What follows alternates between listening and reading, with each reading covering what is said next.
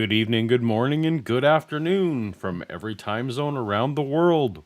From the lovely east coast of Canada, the rugged and warm and wet east coast of Canada these days.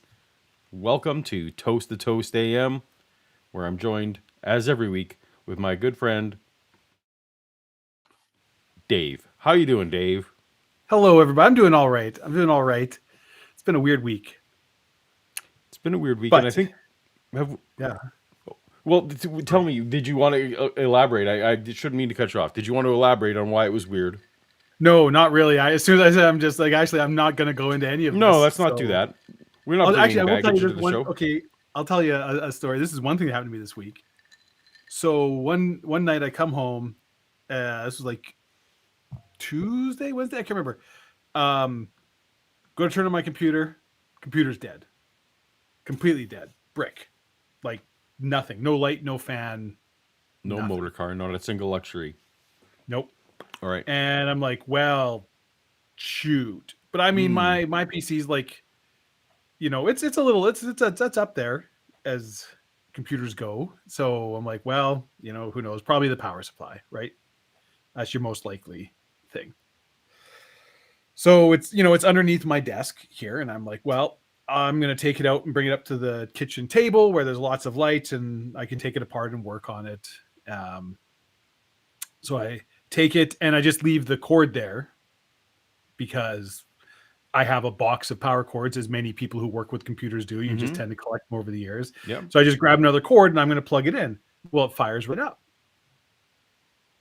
It took me a while to figure out it's the power cord. Power cord just stop working, plug it into anything. And it's like the desk isn't sitting on the power cord. Like there's nothing. I don't have a pet that would have chewed through. Like I look at it, it looks physically fine. Just for whatever reason, out of the blue, after like 5 years, this power cord no longer transmits power. And there you go. And is that what solved your microphone problem as well, replacing the cord? Yeah. Yeah. Replacing. So But that's that now that I know, now that's your go-to thing. every couple of months. Yeah, that's You gonna be my new try turning it off and on. Step 2, that's replace right. the cord. I think the data is trending in your place that there's cord-eating mites in your house. Possibly chiggers and ticks, Yep. lice. So welcome to Mites. everyone to the proper show. We're excited to have you here. Robotoids. I think we had a longer break than normal between episodes. I forget. We did. So We were. so I'm excited to be 3 weeks. back. We some people in the chat were talking about how they need this. Yeah, I miss it on Fridays when we don't have the toast to toast. So this is good. This is literally the only thing I have going on in my life. So what I thought we would do, Dave, I realized I don't really know very well from where the audience is located. So what I wanted to do tonight, I thought we would have people in the chat. Okay. I want you to tell us which line you would call in to toast if we had the line. So I want you to type west of the Rockies or east of the Rockies Can't we throw a poll up? or international. Oh, maybe I can. We've done it before. I'm pretty sure. But then I don't get to see who belongs to who. I thought maybe I could that's see their true. names. That is true. And then, Yeah. so either international, east of the Rockies, west of the Rockies, or first time caller. This is your first time with us on watching the Toast to Toast. Type first time caller line, and otherwise, so there's Vishanti's west of the Rockies. West of the Rockies. Paul and I are both east of the Rockies. Yeah, we're both east of the Rockies. So anyway, I thought that would be just a fun to see exactly where our audience is and know what kind of time zones we're at on the live thing. It is hilarious that we're both. Oh, it's like west of the Rockies or east of the Rockies, and yet we live, 3,600? Yes, no, that is correct. Yes, miles from each other or something. We are a 5-hour flight. Apart from each other. Yeah. Yep. We got some international. We got East Coast, west of the Rockies. Oh, Ranger Dan from Canada on the first timeline. That's great. Welcome, Ranger Dan. Welcome, Ranger Dan. East of the Rockies. No, Mark did not understand the assignment. That's not the assignment at all. He shows willing, though. That's something. All right. So, as we do every week on every episode when we have the show, we will be diving into the Art Bell Coast to Coast vault and pulling out Yep. what we hope is a gem. We don't know in advance if it is a gem, but what we hope will be a gem. We don't screen calls here, Paul. Exactly. So Yeah.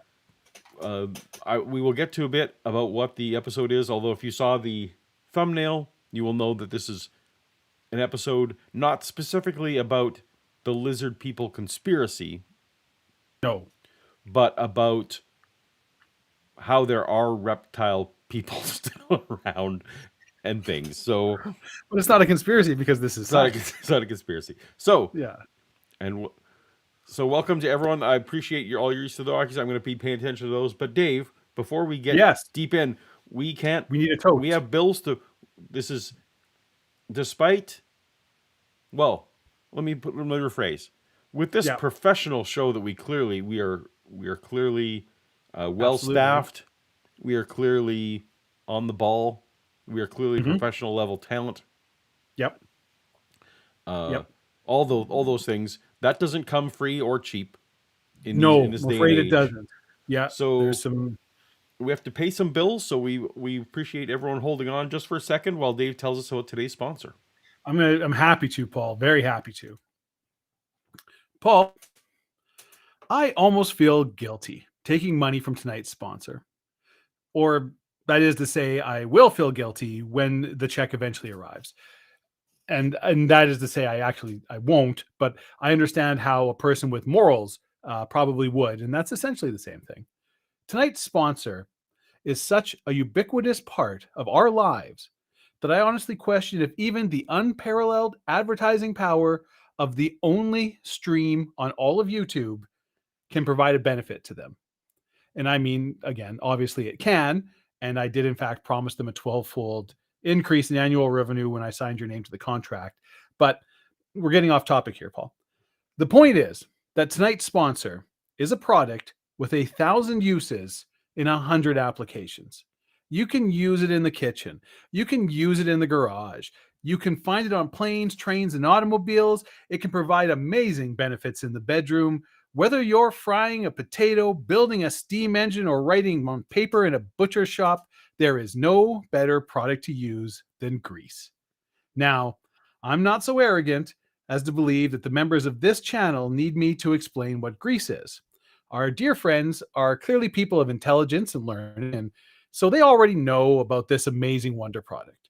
But even Toast to Toast watchers, whose chosen few are full to bursting with class and sass and a magnificent attitude, may not know just how many applications there actually are for grease.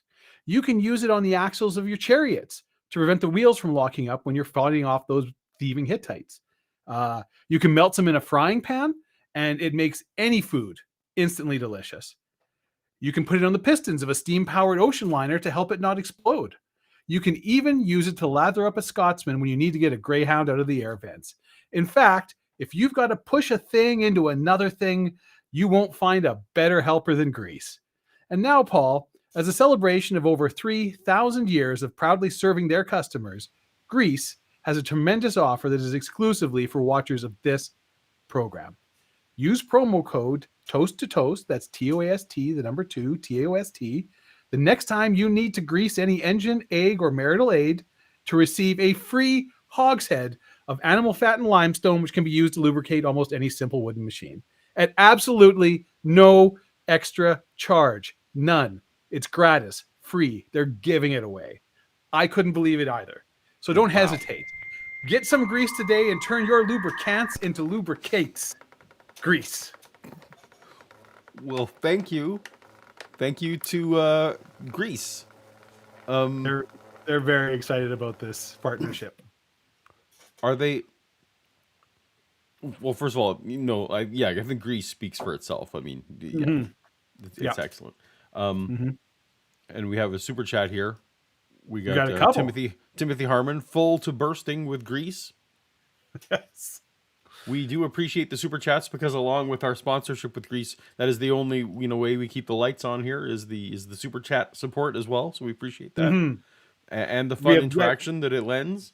Regrettably, none of our sponsors have yet to actually, some checks have bounced. I don't want to I don't want to cast aspersions. I'm still hoping that business will work out in the future, but we are mostly relying on the super chats for Okay, right now. this is something you should bring up at staff meeting. Well, we're the only staff. We have meetings. We do. I don't see. And that's when I bring up Greece. Lyle Joe writes- Hill used What? his before Timothy Hartman's. He used his member chat. Oh, I'll have to go back to that one. Lyle writes, Paul, what do you like more, coffee tables or the fact that the Earth is flat? Those are the only two choices, Paul. So Which of those do you like more? the Earth being flat is very convenient. Is that okay? Yeah. So However, I think we can all agree that the Earth, if it is a flat that wasn't the surface, question, Paul. the Earth as flat does collect clutter. Yes, it does.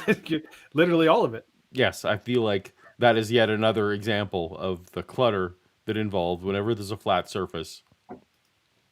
Yes, Joe Hill Right here on shared Toast to east of the Toast. Rockies. Thank you, Joe. Paul wishes that every man, woman, and child on the face of the earth was wiped off because he hates clutter, especially the children. You monster. But not the pets. Timothy Harmon. Missed one, Dave. Turn your lubricants into lubricants. See, I thought That's- about that, but I went with lubricants into lubricates. Just, I know it didn't fit as well, but lubricates the actual word. I did go back and forth on that one. It's, made a Perhaps the made an fine people artistic at Greece, decision. perhaps they will have notes. We welcome notes. But we cheers. So cheers to you, Dave, and cheers to our sponsor. Greece. And here's to the wonderful work you do, Paul, and everybody who watches your channel. Cheers, everybody. Cheers, everyone. All right. So let's... And of course, Paul and I Yes. are drinking in our wonderful Toast-to-toast tumblers. glasses. You can be like us and also drink out of a toast-to-toast glass. Find yours at the Paulogia merch store. It's likely linked in the description. Yeah, maybe. I can't read. All right. So, Heck yeah, you're in the Cool Glass Club, Vishanti. so what we didn't do, I realized what we didn't do, Dave, is sound check on the whole art thing. So hopefully you can hear. So bad at this. That's fine. It's all fine. It's fine. I can entertain the crowd if I need to. Do we want to? What do you want to do for introduction here? Do you want to introduce the episode? I mean, I don't know that much about it. I sort of half-wise remember it from the just the description. Maybe you should. You actually. I'm perhaps should I did the, but I want to go. I don't remember this gentleman's name who we're going to be chatting with here. I do have John Rhodes. So this was John Rhodes. This was from 1995, June of 1995. So way back. Way back. A gentleman named John Rhodes was a guest on the show, and John, he will introduce himself, and we will get a little bit of his background. But John is an expert in many things, including Jack of all trades, Renaissance man. Including many things related to being under the ground. Okay. He seems to be an expert in a lot of those things, and in his own version of evolutionary biology, which doesn't necessarily align with how I understand it. But that was the doesn't matter. 90s, Paul. Records from that era. The 90s. That's right. They were making it up. All right. So did we have this one? We got a couple super chats. We got Lael. Can you clutter coffee tables with grease? You sure can. I feel like a grease spill. So grease in containers would be clutter, and a grease spill would be like a mess. That's just mess. That's and that would get like wiped up and cleaned up. You know, that's. Jeez, then, I'm sorry, me. Okay. Get a copyright strike on our channel with your crazy. Oh, and Timothy Harmon for $2 wants to say, "Hey Dave, let's see the tea." Oh, okay. Well, it's this is my seasonal tea. It's his Revenge of the Fifth. Yeah, yeah. Excellent. And so, yeah, if you don't understand the shirt, well, that's It on is you. not David Icke. No, Joe Hill. I wish. Yeah. As far as I know, I don't think he was ever on Art Bell. I can't remember ever hearing about him out there. Yeah. He's pretty freaking crazy, though. I highly recommend looking up some of his stuff on YouTube if you ever. For $20. Oh, and actually, I should say that we're open to suggest if people have favorite episodes that they would like us to cover. We feel free to leave a comment or a chat. A comment might be better. Or tag us on the Twitters. Yeah, we'd love to get some input if you have favorite episodes. All right, but Fred, for 20 Australian writes, your reptilian overlords demand the immediate cessation of this transmission, lest we release the geckos. Well, we I appreciate demand $20. I want to see some proof of these geckos before I'm a skeptic. I believe the geckos are very real, but I have a responsibility. I believe geckos are real. I have a feeling like they will be in Canada as we are, that the geckos will be not be able to do much to us. I mean, that's seems arrogant. Yeah, well, that's how the geckos get you. That's how the geckos get you. All right. Well, I feel like it's time. We are now 17 minutes in. We should probably start with what the reason for the show is. Oh, there we go. So yeah, there's someone. Yeah, Coast to Coast AM 11/11/98. Well, we'll have to add that one to the list. I'm actually going to make a note right now. Although I see in the chat maybe he's problematic, so we'll have to see how it goes. Oh yeah, I mean he's a thing. Yeah, it's hard to encapsulate how crazy he is. Yeah. He is a rabid anti-Semite.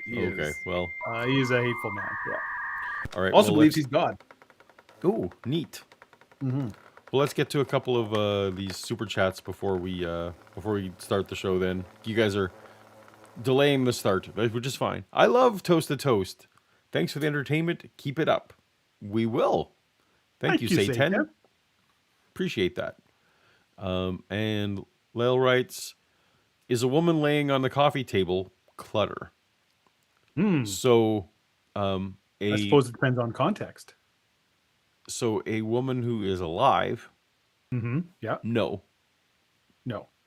But a woman who is deceased, yes, that would be clutter. And probably a crime scene. Probably. Good news. Not necessarily. Probably somebody's going to come and clean that up for you. But and if it's the right woman, could even be delightful, depending on the circumstance. Absolutely. So, all right. Without further ado, regardless of circumstance, probably bad for her back. Probably. All right. Let's jump back to June of 1995, Dave. Head back in the Wayback Machine. I'm excited. All right, we've messed it up already. We're the Waybacks. We didn't test this. No, we did not. Damn it. All right, hold on. It's funnier if people know that we get together a half hour before this. And we were testing things for a half an hour before. Feeling good about things in general. At no point did we're like, should we actually try listening to the thing that's the thing that we do? All right, here we go. Here we go. And now, coming from not very far away, actually, Henderson, Nevada, here is John Rhodes. John, welcome to the program. Thanks, Art. It's good to have you. It's good to have you, too. And John, I don't know where to start. Tell us a little, if you would, about yourself, I guess, first. Okay. Who is John Rhodes? John Rhodes is a gentleman of about 34 years of age. When I was younger, I lived most of my life overseas. My parents were, one was a swimmer, my mother, and my father was a pilot that used to work for Air America, which was an old CIA operative. That's right. and I had the opportunity. And also a movie, Yes. which came out probably in the 90s. And his mother was a swimmer.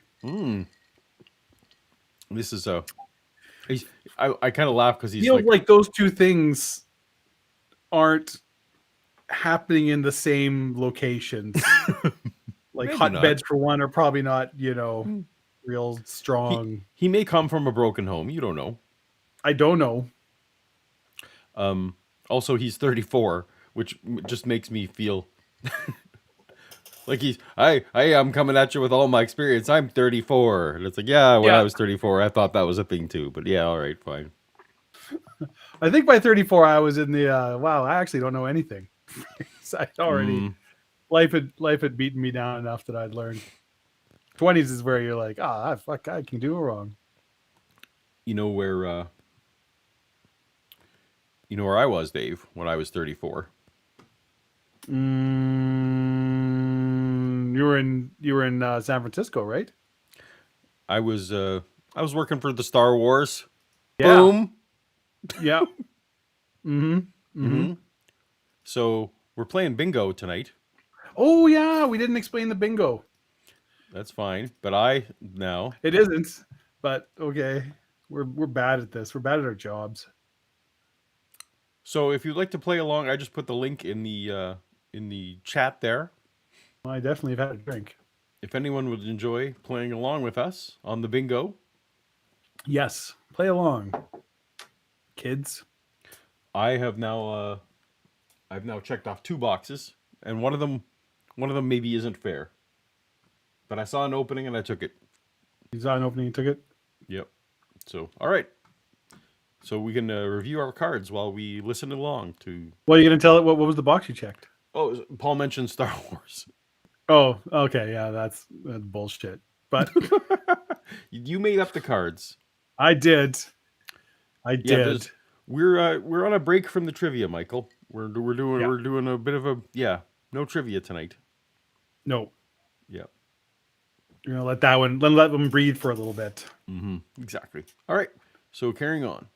As a child to live a lot of different places overseas, including Vietnam when I was 6, 7, and 8, and over in the Middle East in Beirut, Lebanon. And then I came back to the United States here, of course, completed my education. And it wasn't until about 5 or 6 years ago I started getting interested in what was going on as far as the UFO field and unexplained phenomenon, because I felt that there was just something that wasn't right as far as the reality in which we were living. Well, you heard me say, I'm sure a little while ago, I've had a lot of guest information lately from people who have been studying for some time the possibility that a civilization existed here on Earth long before we ever did, and that though there are artifacts, they are few, and most of the evidence of their existence has been erased.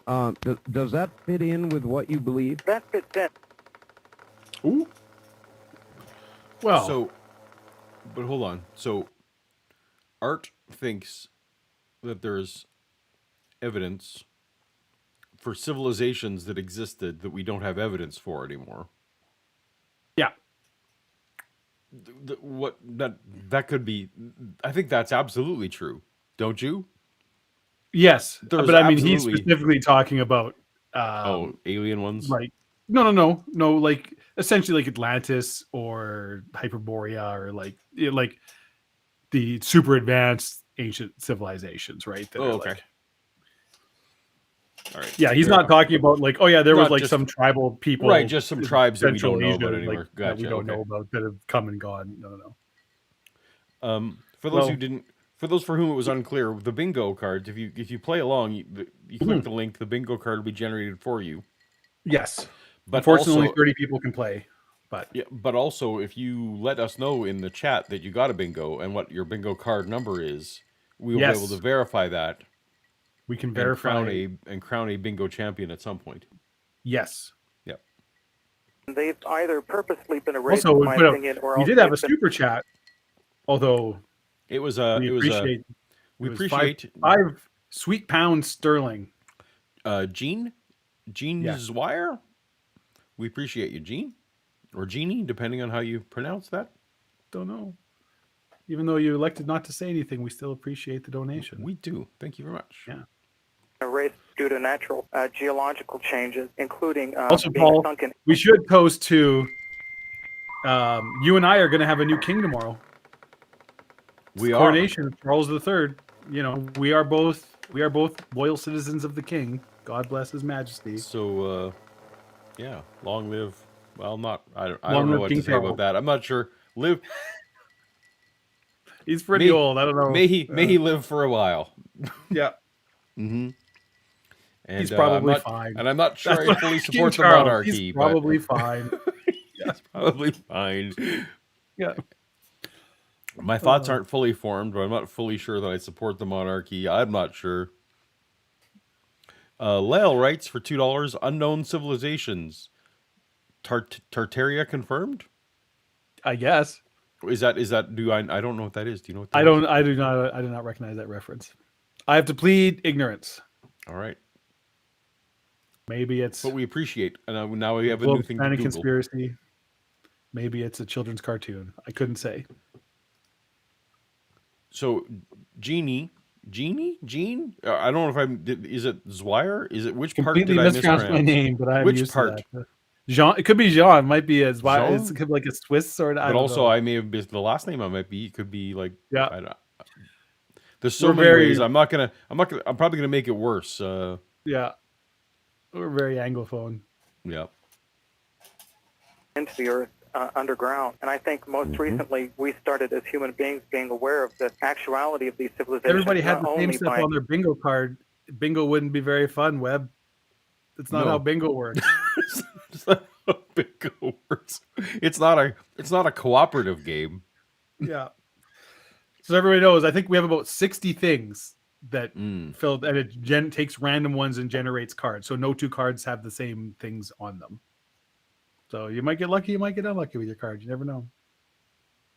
seeing things above the surface, such as the Great Pyramids and the unexplained pyramids of Mexico and Central America and South America, and all those beautiful pieces of architecture left behind that really we sit here in awe with, even with today's engineering skill. But when we started, I think, getting into looking underground as far as geological exploration for oil and also subsurface use of space for storage for oil fields and gasoline and food, etc., that we started finding a lot of things underground that... Yes? I'm looking at this super chat. I feel like we're we might not get super into this episode today if it keeps going like this. First of all, Tartary or Tartaria or something is a historical name for Central Asia and Siberia. Okay. It has spawned conspiracy theories, including ideas of a hidden pass and mud floods. So There we that go. explains that. All right, super chat. Super chat. Super chats. All right. We got Danny Smith for $5. Sorry. Appreciate you, Danny. Yes. Sorry if you've answered this before, but what's a conspiracy you believe or find plausible? Do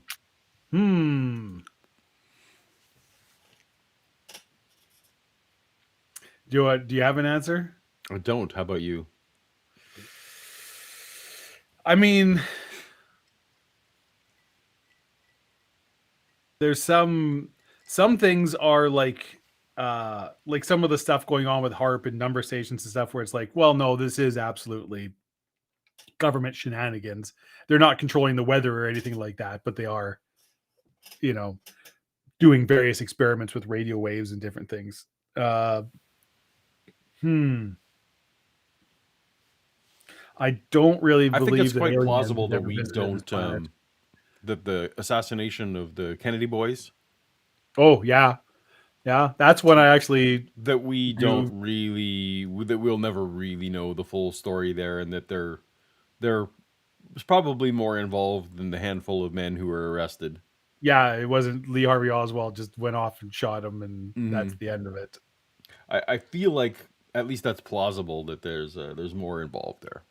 Yeah, that one I feel like there's enough. It's like that almost is like, well, it's not even really a conspiracy because there's enough good, strong historical evidence that's like it's pretty clear there was stuff going on. Shenanigans.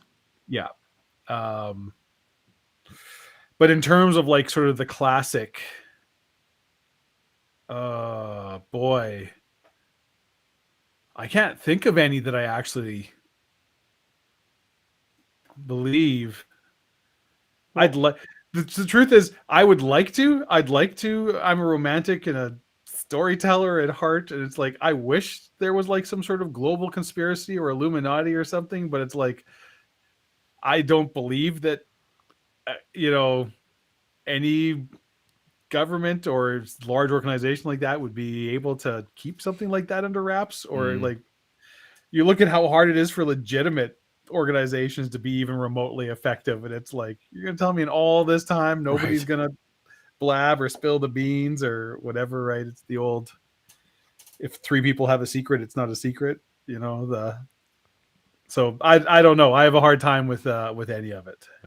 When I was a Christian, though, and listened to Coast to Coast, Mm-hmm. I was more inclined than I am now to buy in, even just for the sake of my own like thought life or whatever. Right? Hey, let's entertain this notion more. And but since since losing my faith and losing all that kind of stuff, man, my skeptic radar is just cranked up to 11 on a lot of things now. So Yeah, it's hard to go back. it's hard to go back. Do you I mean, we could get it lost in the weeds here. We go. Do you believe that there is intelligent life elsewhere in this universe, or really galaxy outside? Yeah, of galaxy? that's a good question. Probably. So I think it's I think it's I'm bewildered to know, like, to be able to know for a fact that there wasn't. Like, I think I absolutely think there is, but I do now understand just the logistics of being able to communicate with them. Slash, like, have they traveled here? Like, I don't believe that we've ever been in communication with any other life anywhere else, nor that any other life has visited us. Just because now I understand the just the sheer magnitude of the size of the universe. And also the notion that, like, oh, we must have evolved at exactly the same time, which is like, no, like there could be billions of years in variation of when the peak of some other society was and when the peak of ours is. Like, just all these, the notion that all those coincidences happened and that we were close enough to communicate. Like, I don't think it happened. But do you have any thoughts on Fermi's paradox? Remind me. Do you know what Fermi's paradox No. is?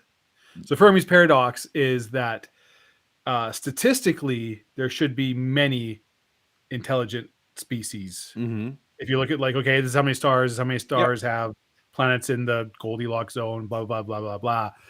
Even if you look at, like, a 1 in a million chance of involving intelligent life, there should be millions and millions of worlds in our galaxy that are hosting intelligent life. Why can't we see or hear any of them? Why are there no radio waves? Why are there no anything in the EM spectrum anywhere that looks artificial? There should be. There should be something statistically. I That's didn't know the Fermi's name of paradox. it, but that used to bother me for sure. But again, I now understand more of the notion of space and time, like that radio waves, like the fact that they would have been sent at exactly the right time in exactly the right place. That as our planet was orbiting, we were able to pick them up. Like, we don't know what the nature of those signals would look like, and we also don't know if they might be, 500,000 years behind us in their evolution. Like, all those factors. Yeah, there's lots of proposed solutions. Yeah. The idea, the argument for it is that given our understanding of technology, it's we will probably be producing clearly artificial radio waves or electromagnetic waves for potentially hundreds, thousands of years in the future going forward. There's no reason to believe it's ever going to stop or it's ever going to decrease in magnitude. And they behave like ripples in a pond, right? Like they just keep spreading out. I don't even buy that premise, right? Because I feel like the human species is not going to be forever. No, but that's the thing. Like, let's just say the human species lives for another 1,000 years. It's like we will probably never stop broadcasting signals Oh, for I that see. 1,000 years, right? No, not in those 1,000 years. Yeah. Yeah, we're talking about, but so it's like if there are that many species throughout the if there are that many planets that could host intelligent life throughout the galaxy, we should be seeing something from one of them somewhere. That's the argument for Fermi's paradox. Is like just on a pure math statistic basis, we should be able to see one or two signal, unless, I mean, there's a whole bunch of reasons that you potentially couldn't, but yeah. It's interesting. It's an argument from silence, really. Mm-hmm.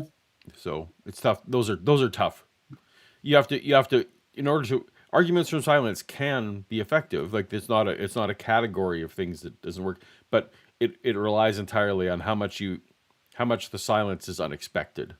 And I guess that's where you'd have to figure out like how unexpected is the silence. So Yeah, all right, that's exactly JD it. for $5. Yeah, Writes, way back.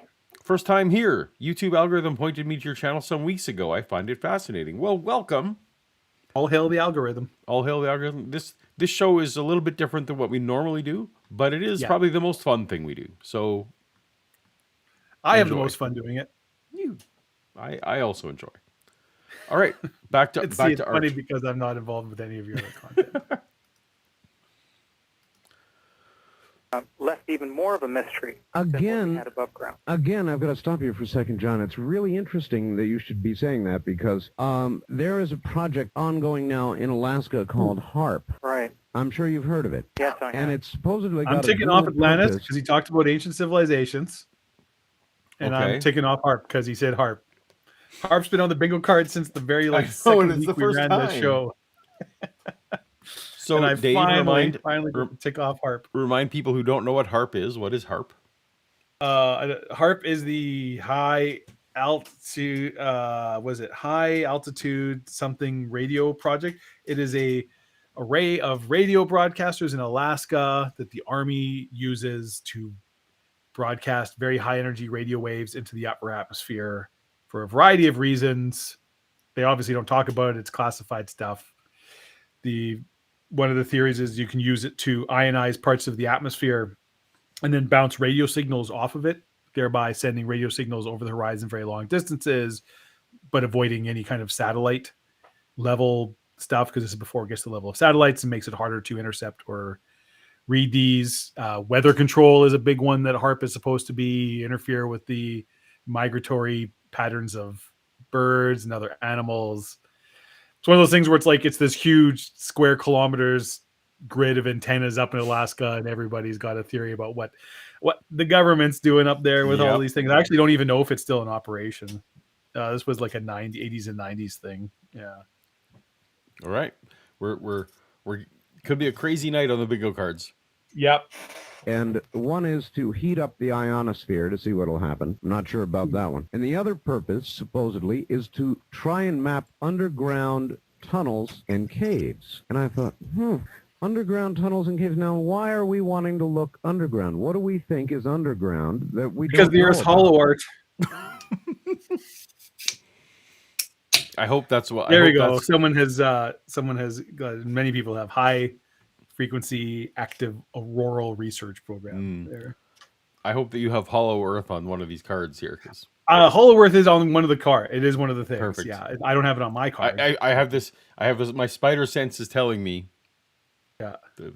So as always, just to let everyone know, we've not reviewed the episode, so we'll see how. Yeah. See what happens. We don't coast to coast. You don't screen calls. Apparently, there seems to be more underground You know, that's worth Paul. looking at. So here's a problem with the toast to toast. They're too small. They don't fit a tall boy. Yep.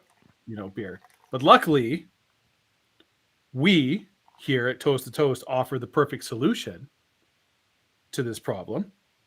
Okay. For a very reasonable extra fee, you can pick up one of these wonderful Toast to Toast mugs. You and I use it for will the same thing. Easily Drink. hold what's left. It's a backup of your drink. delicious adult beverage. Yep. Above our heads in space with the NASA program.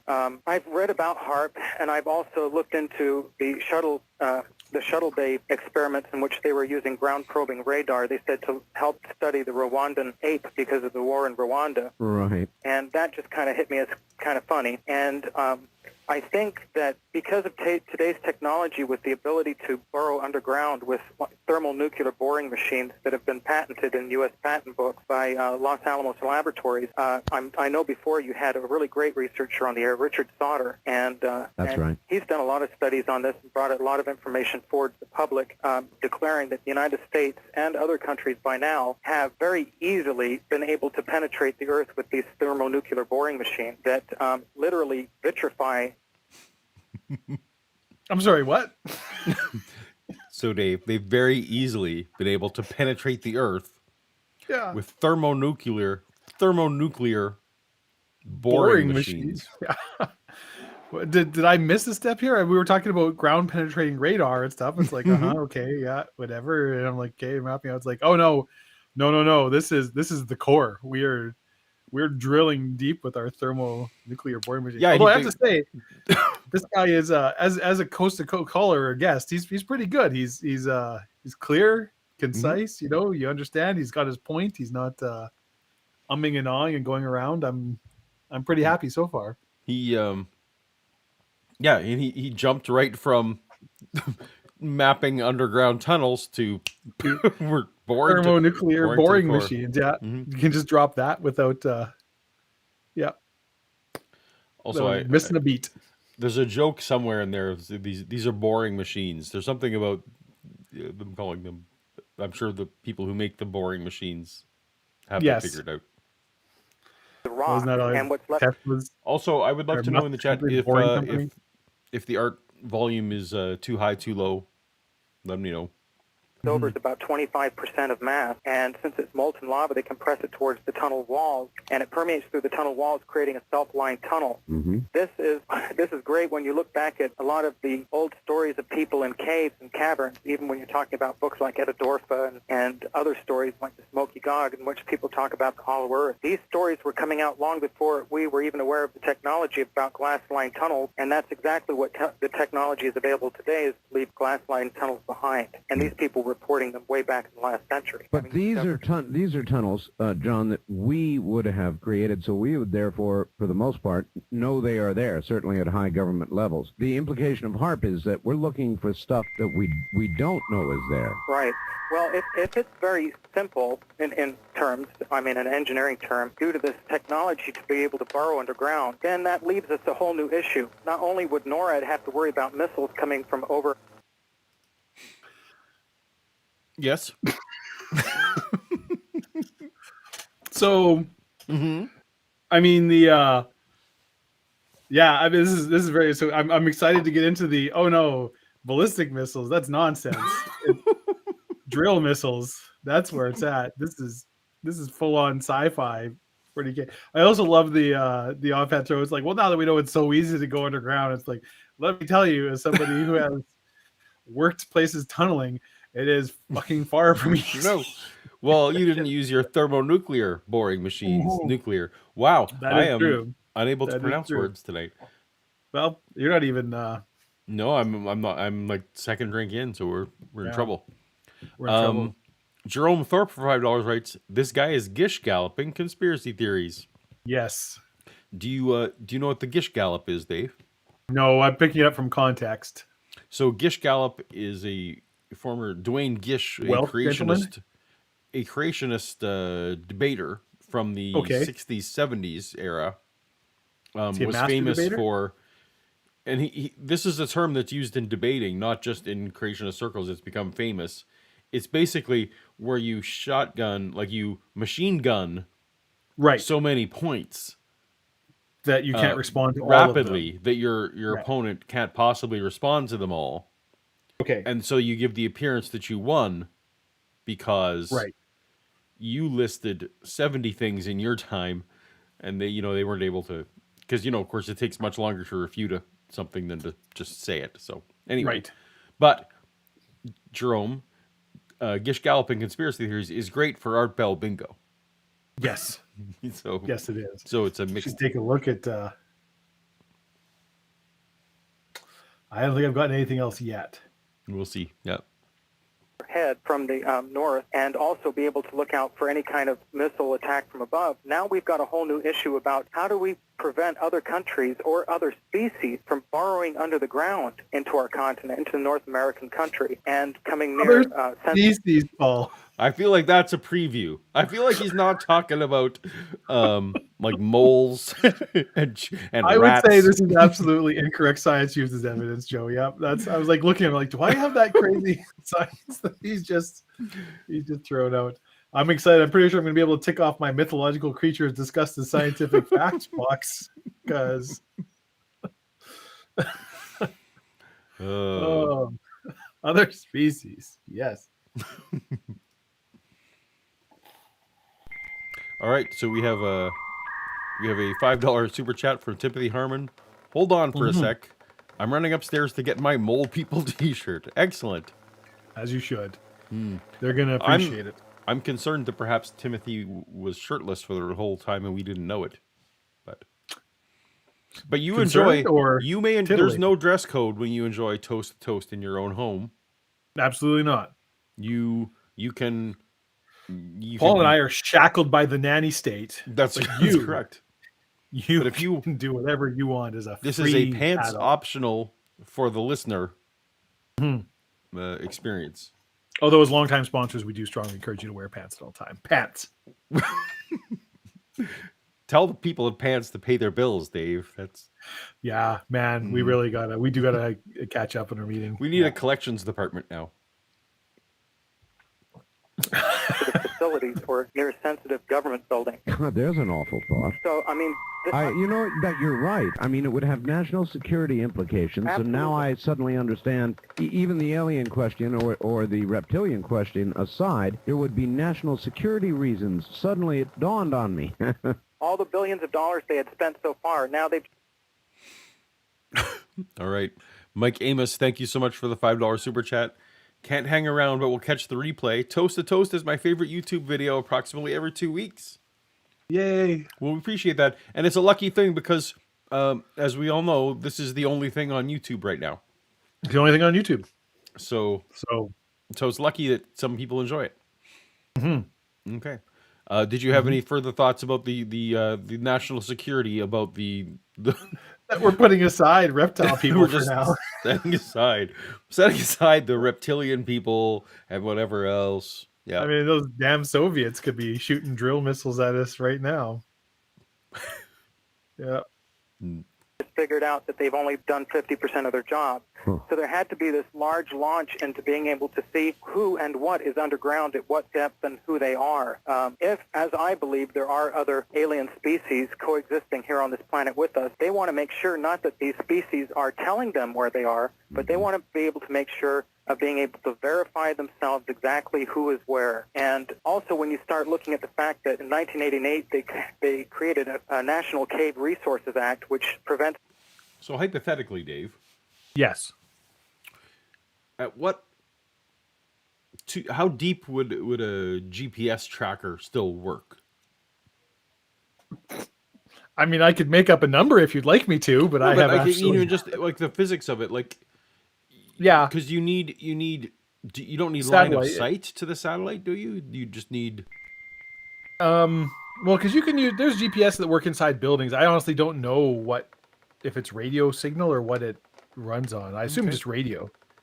Well, someone in the chat can look that up for us. How deep? There's gonna be an engineer or something here that knows what's going on. Yeah. So how but I far do underground? Right, you probably can't get very far underground before.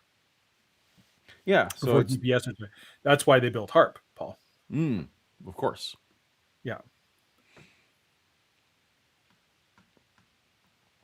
I saw a super chat fax machine, but I didn't see the super chat. Well, Was there that was the just- mole people. There was the Was that the delayed one yeah, from? Okay. yeah. The fax machine is an imprecise technology. So Pants are for coffee table lovers, Mark. Pants are for coffee table lovers. hence. I also believe that Shannon's still keeping track. So if anyone super chats specifically for coffee table, that gets put into the coffee table fund. Sooner or later, we're going to force Paul to get one. Unfortunately, Shannon I will is be not, delighted. Yeah. So far, Shannon is not in the chat tonight, which means she's actually having fun on her vacation, which she's on right now. So. Oh, good. Hmm. What? people from going into a cave That's right. with a $10,000 fine and 1 year imprisonment for each entry. That's right. And it's supposedly to protect the natural resource of the caves. Isn't that correct? That is correct. There are some caves, absolutely, that have been defaced, but the majority of caves across... So this is what I thought. I thought you need at least some level of line of sight to the satellite. Right. So I'm not gonna, I'm not gonna take this chat in a YouTube show as necessarily a technical paper, but the United States, most people don't want to go near a cave, because there's a certain amount of superstition and a little bit of spookiness going into a dark... No, I do not want to go into caves. I enjoy spelunking in caves. I'm not an especially physical specimen, but I do. Like, Rushmore Cavern was really cool, and like caves that you can walk in, I'm a big fan of. I tried to go to some sea caves this last week, but they were closed due to inclement weather. That were just like caves that they get flooded by the tide sometimes, or go, or how? What do you mean by sea caves? Yeah, so they're literally they're called the ovens around Lunenburg of Nova Scotia, and they're gorgeous. Yeah, they're literally they look like they're probably something from Pirates of the Caribbean. There's these just a whole series of caves that at some points are filled with water and other points aren't, and you can kind of go into them and you can see the ocean. It's gorgeous, but yeah, it's a thing. I have a real so I have claustrophobia. So me dealing with these kind of caves, I can deal with these because it's weird because they open up to the ocean, so you can kind of I can look that way. There's a wide open and not feel too trapped in, even though I technically am. But no cave. He's right. I wouldn't want to do the caves thing. Hollowed out piece of the earth. Sure, I'm one of them. I wouldn't do it. I had to overcome that fear due to my own research and looking around. Oh, now wait a minute. You mean you actually have made some trips? Yes, I've been into cave systems and also into mines, and I can tell you one thing, that there is certainly...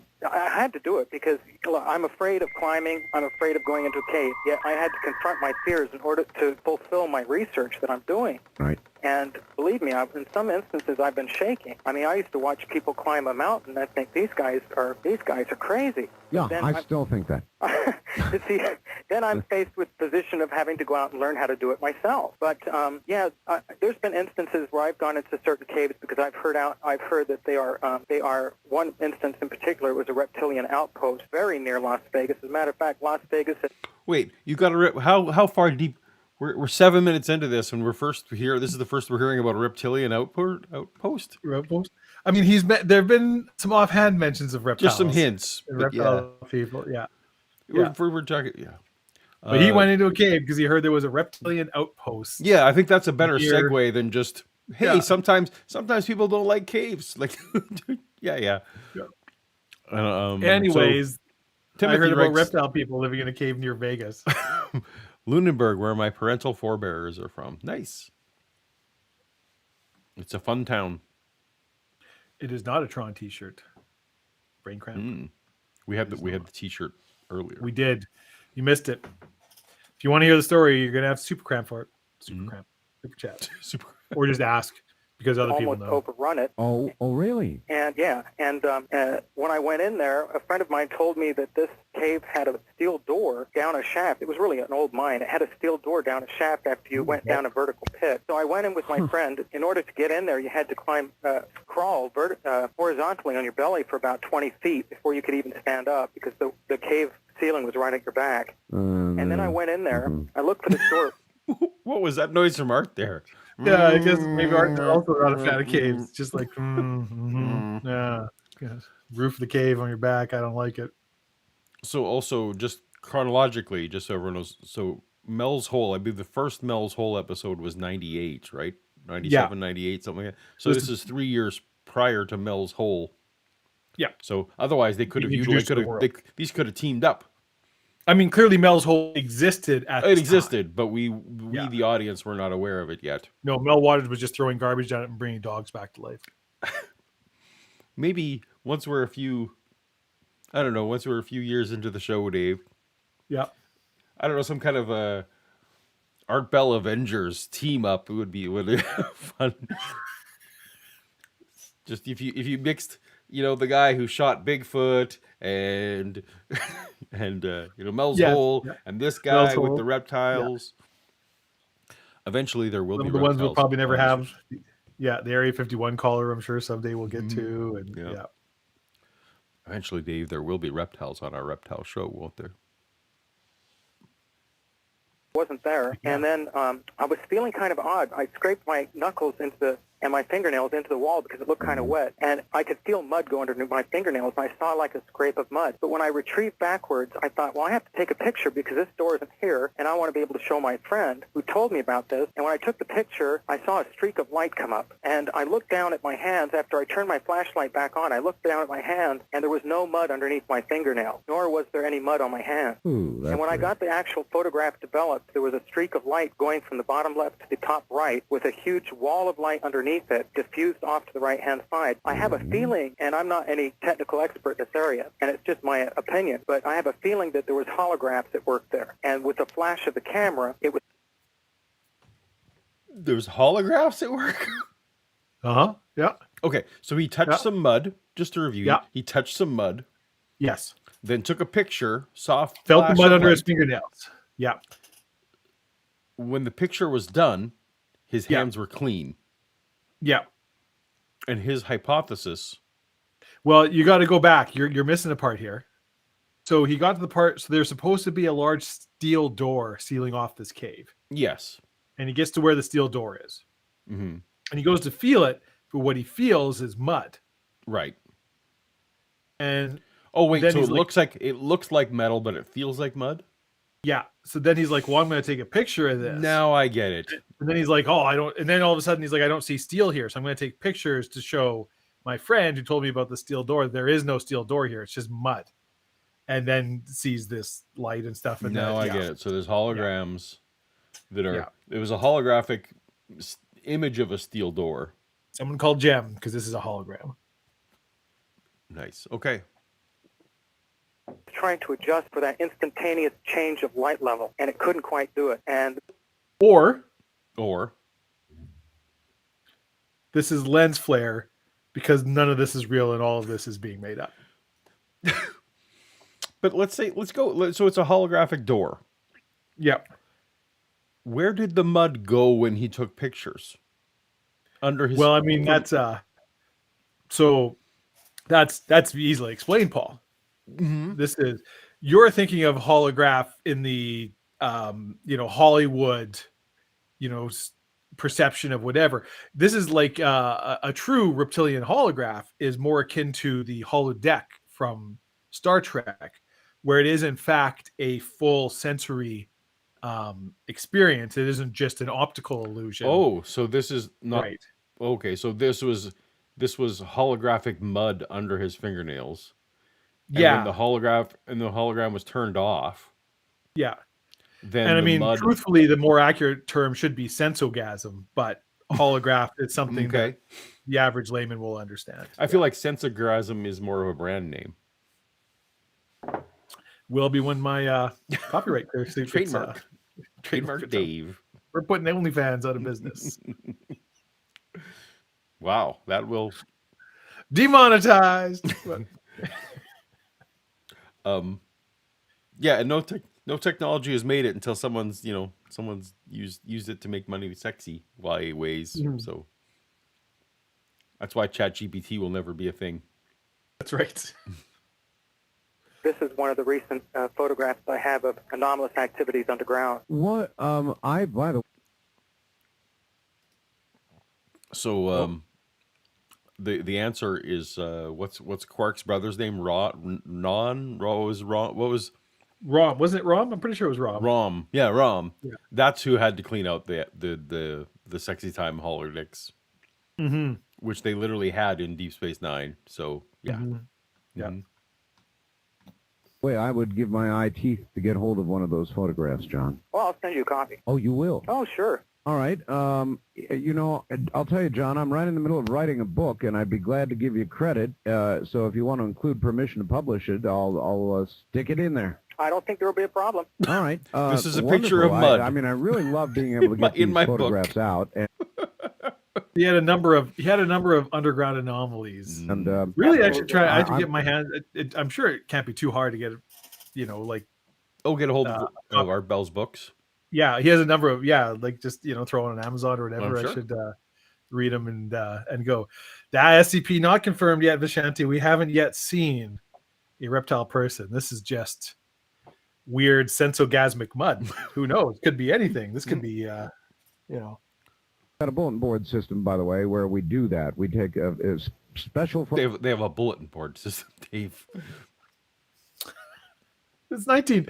It's 1995. I know Netscape didn't exist yet. Or Yeah, barely. bulletin board is actually technically impressive at this point. And, yeah. photographs like the one you're talking about and make them available, so I'll do that as well. Boy, that's fascinating. I don't know if I could have overcome my fear, and I sure don't know that I could crawl through a space just barely big enough for me to crawl through. I wouldn't like that at all. Earth above, Earth below, Amen. Earth to each Amen, side. There's something about that that would be very claustrophobic. It is a little bit of something to overcome. Yeah. But one thing is that I've realized through doing all the research that I have is that the old phrase from, I think it's out of the Bible that says "as above, so below," it really does encounter pretty much the question of the UFO phenomenon. All right, what is it that you believe is down there, John? Well, when I started Getting to thinking it. about the one question that really started narrowing me into my field of research which was primarily getting into the reptilian area, which is I started questioning as to why is it that the majority of contactees who meet the Nords and who meet these other wonderful beings from craft are told that they have some sort of a non-interference clause where they're not allowed to interfere with us. Yet at the same time, through that contact, there was a form of interference, but not on the scale of which the Greys, what you see now is the Greys, the 4.5 foot tall, standard gray, which is the alien with the large black eyes and the thin extremities and the large head. Why is it that they, along with less frequent but still reports of contacts with them and the reptilian beings who have been reportedly been the ones giving them orders or commanding them, why is it that these two particular species have repeatedly... This, Paul, Yes, Dave. if anybody, we need to make note, because if anyone asks me, is like, what was so great about Coast to Coast? Why did you love this show so much? I could just point them to this episode and be like, because of this. Yeah. Because of this right here. Like, just the amount of stuff being thrown out as, like, completely incontrovertible fact. Right. That Just just so why, if it's Crayer doing this, are these other? It doesn't make sense. It's like, I guess if you take everything else you just said is true. if there aren't alien people, Dave, how do you explain the big-eyed aliens that are? Why do you explain that they are taking orders from reptile people? If there are no reptile people, Yeah. If there's no such thing as trolls, Paul, who's killing all the unicorns? You got me there. Oh, If there's no reptile people, who's ordering the other aliens around? yeah. This is. Yeah. Yep. Off we go. been talked about in the field. What gives them the right where others do not have the right to interfere with us, even when they're talking about doing the experiments with people on craft as they do? And that started making me look more into our own historical perspective as to what is there left, what's really left of our own history that hasn't already been hidden or just naturally lost, that could explain to us the existence of these beings. Number one is, when you look at the gray, the oldest reference I can find to anything that's like a gray is that the Hopi Indians were...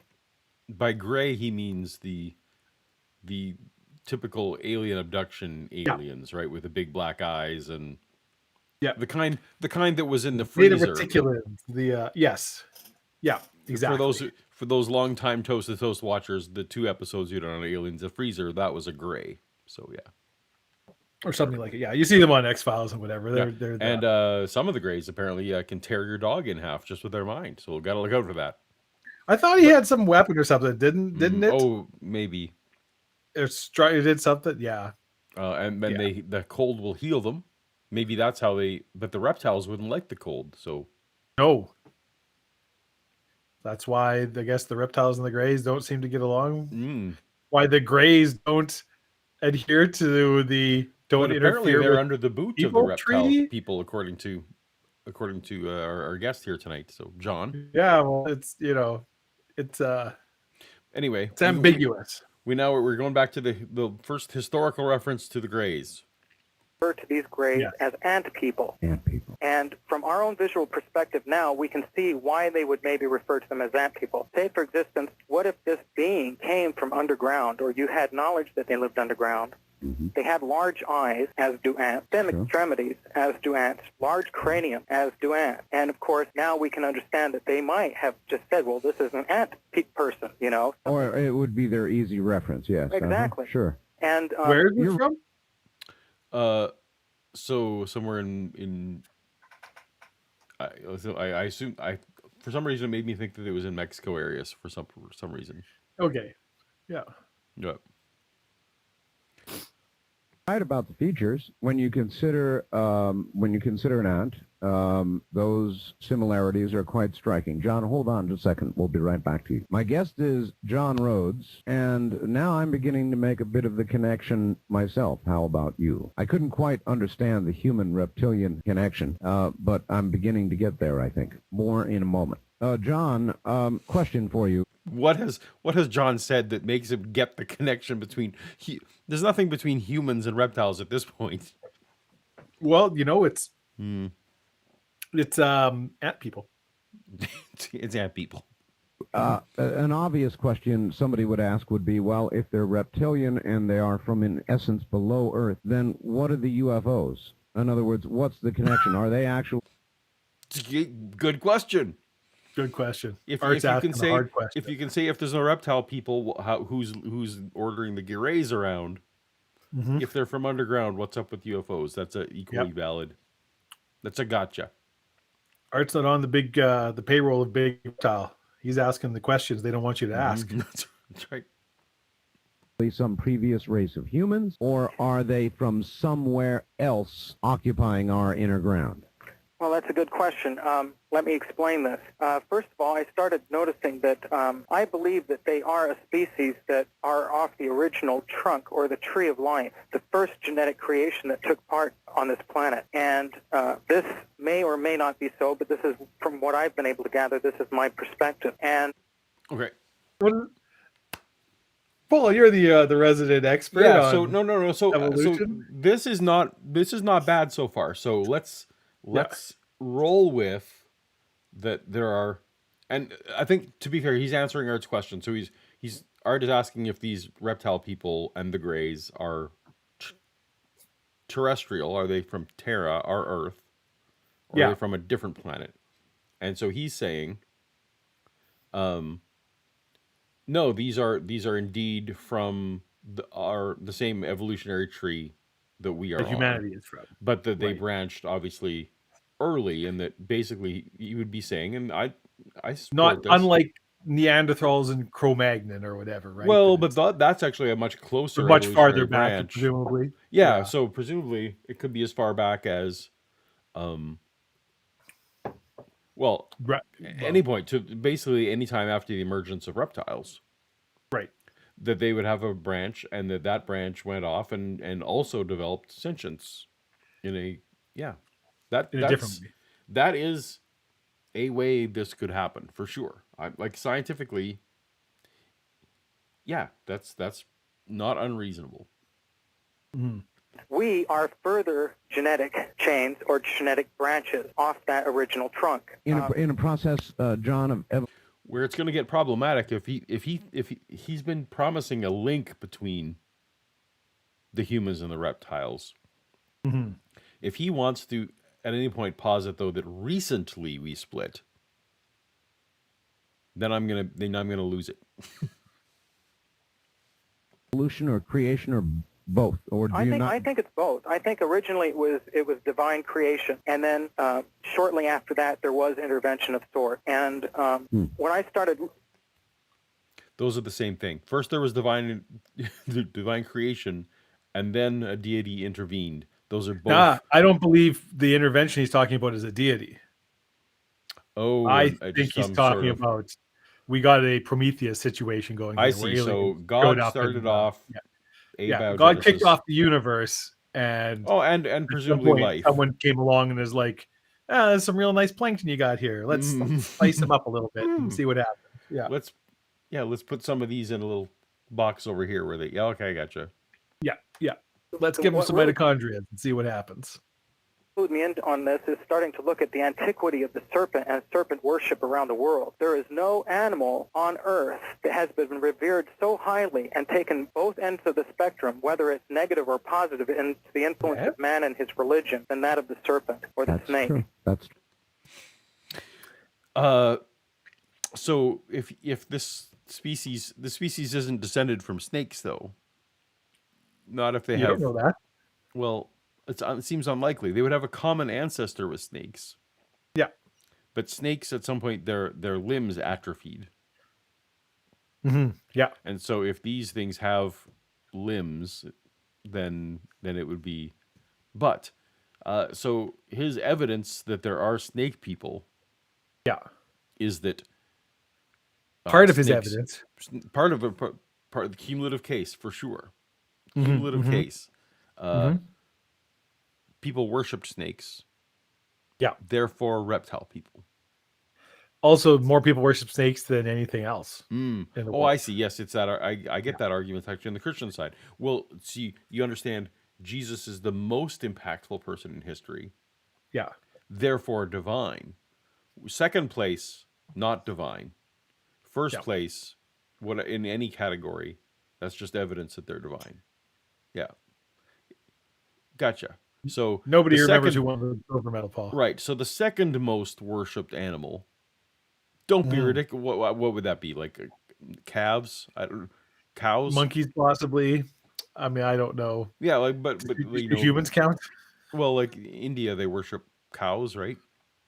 I don't believe they worship cows. Or they just but they revere them with the same sense. I would think that he's talking about these. This is where now our shocking ignorance of. All right, well let's say I believe we're not gonna promote our own ignorance. Let's just pick an animal out of. I think cows are just a higher form on the karmic. Let's just cycle, say the second most worshipped animals are squirrels. I don't know if they are. Probably not. Pretty sure it's not that. But whatever second most. That is not. I don't take for given that snakes are number one. Oh no, but I think we're in the land of John's making assertions and we're just supposed to roll with it. I guess that's true. That is true. Yeah. Snakes are number one, therefore they're reptile people. But the squirrels being number two, that's not evidence of squirrel people. Don't be silly. Only number one. Saw a squirrel girl once. You can also. Squirrel Girl. It's a pity that probably she will never be in the MCU, but that's all right. Yeah. Include in that category dragon, lizard, and any of the reptilian species, but primarily the serpent, the snake, and or the dragon. John, are there not? You can't just. Well, okay, I guess you can. We're just slushing that all together. Hey, too, Paul. You can. You just did it. Yeah. So it's largely like, I'm just. Those gorillas and cows and horses, they're all furry and whatever. So, yeah, that makes just putting them all together. Some religions, it strikes me back in the Appalachian Mountains, particularly Christian religions, serious thumper religions, where they use a snake as a demonstration of how they can overcome, and I hesitate to use the word evil. I don't know if evil is right, but overcome something or another, and they use them in religion. Yeah. Yes, this is the Appalachian snake handlers and others who take the disputed portion, the ending of Mark that is definitely not from the original author. Of whoever wrote Mark did not write the verses that are in some Bibles at the end. Yeah. That say it's not about overcoming evil. It's actually just about showing that you trust God enough that if you if you have enough faith that you can even handle poisonous snakes, and you'll be fine. Mhm. So anyway, but that's a real thing. It's a real. I like that Hart Oh, yeah. calls them Christian religions, plural. Yeah, there's a whole set of religions, and they're all Christian. That makes my heart smile.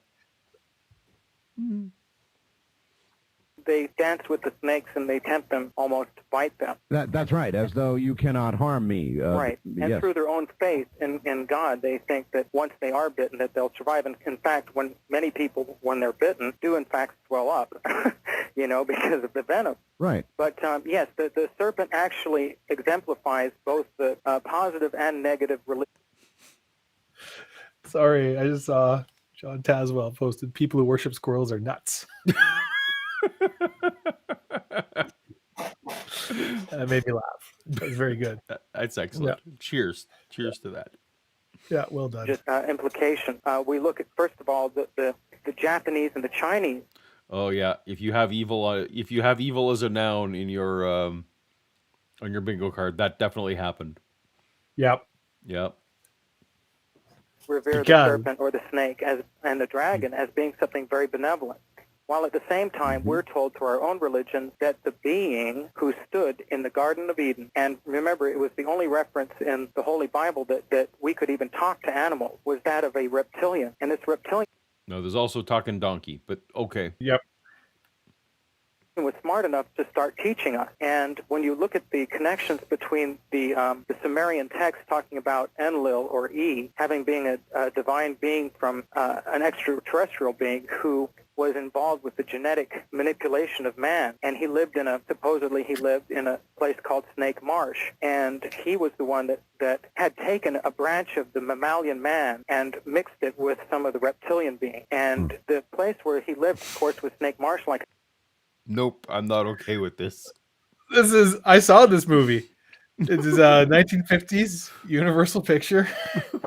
Very good. Yeah. The thing from Snake Marsh. You can't go with the Adam and Eve story and then also say that it was like an evolutionary branch from Snake Marsh. From Snake. So, yeah. So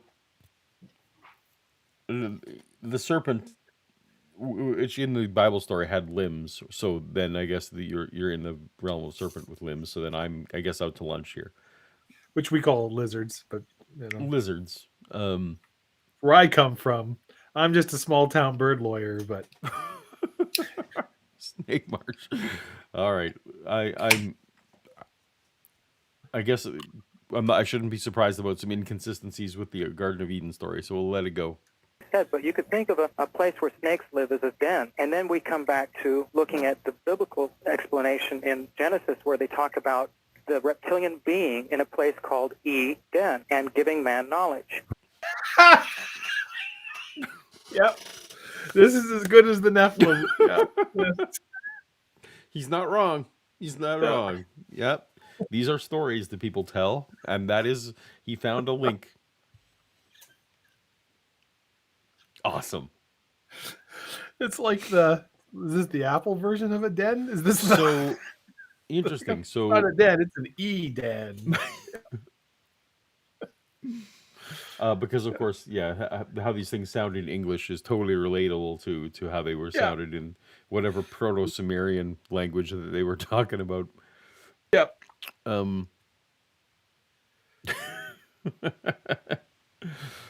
Okay, I lost my train of thought. This is just delicious. So, all right. Oh no! So, the serpent, the limbed serpent that tempted Eve, was then just one of, and this would make sense. Was one of the devil. The devil tempted Eve.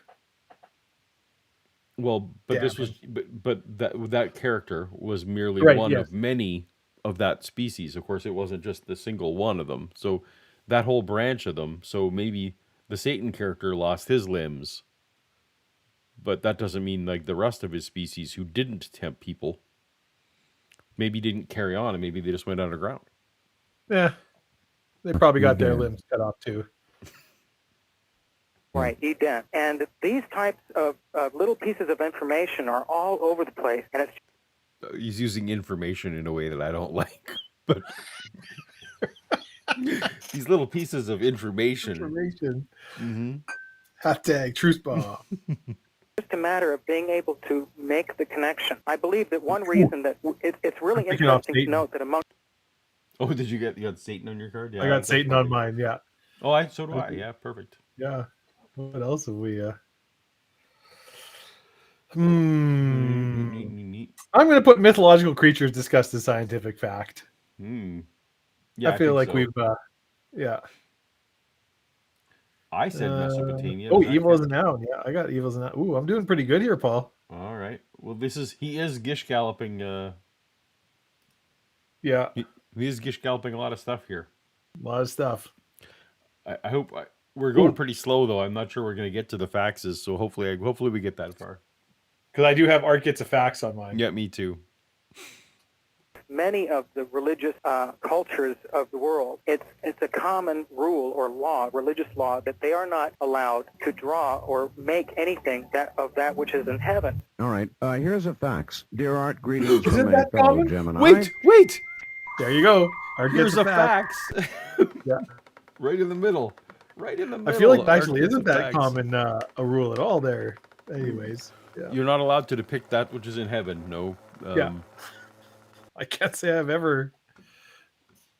Well, fair enough.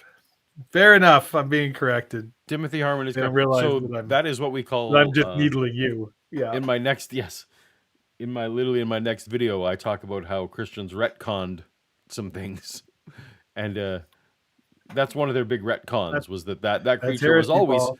It always has been Satan, Dave. It just always was. It's gonna get you in trouble with the Pope.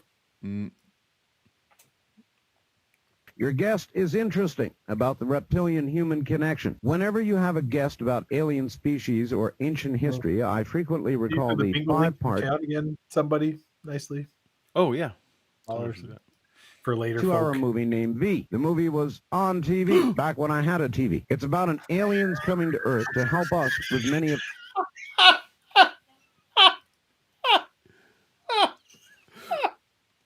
Dave. Dave. I haven't seen you that excited.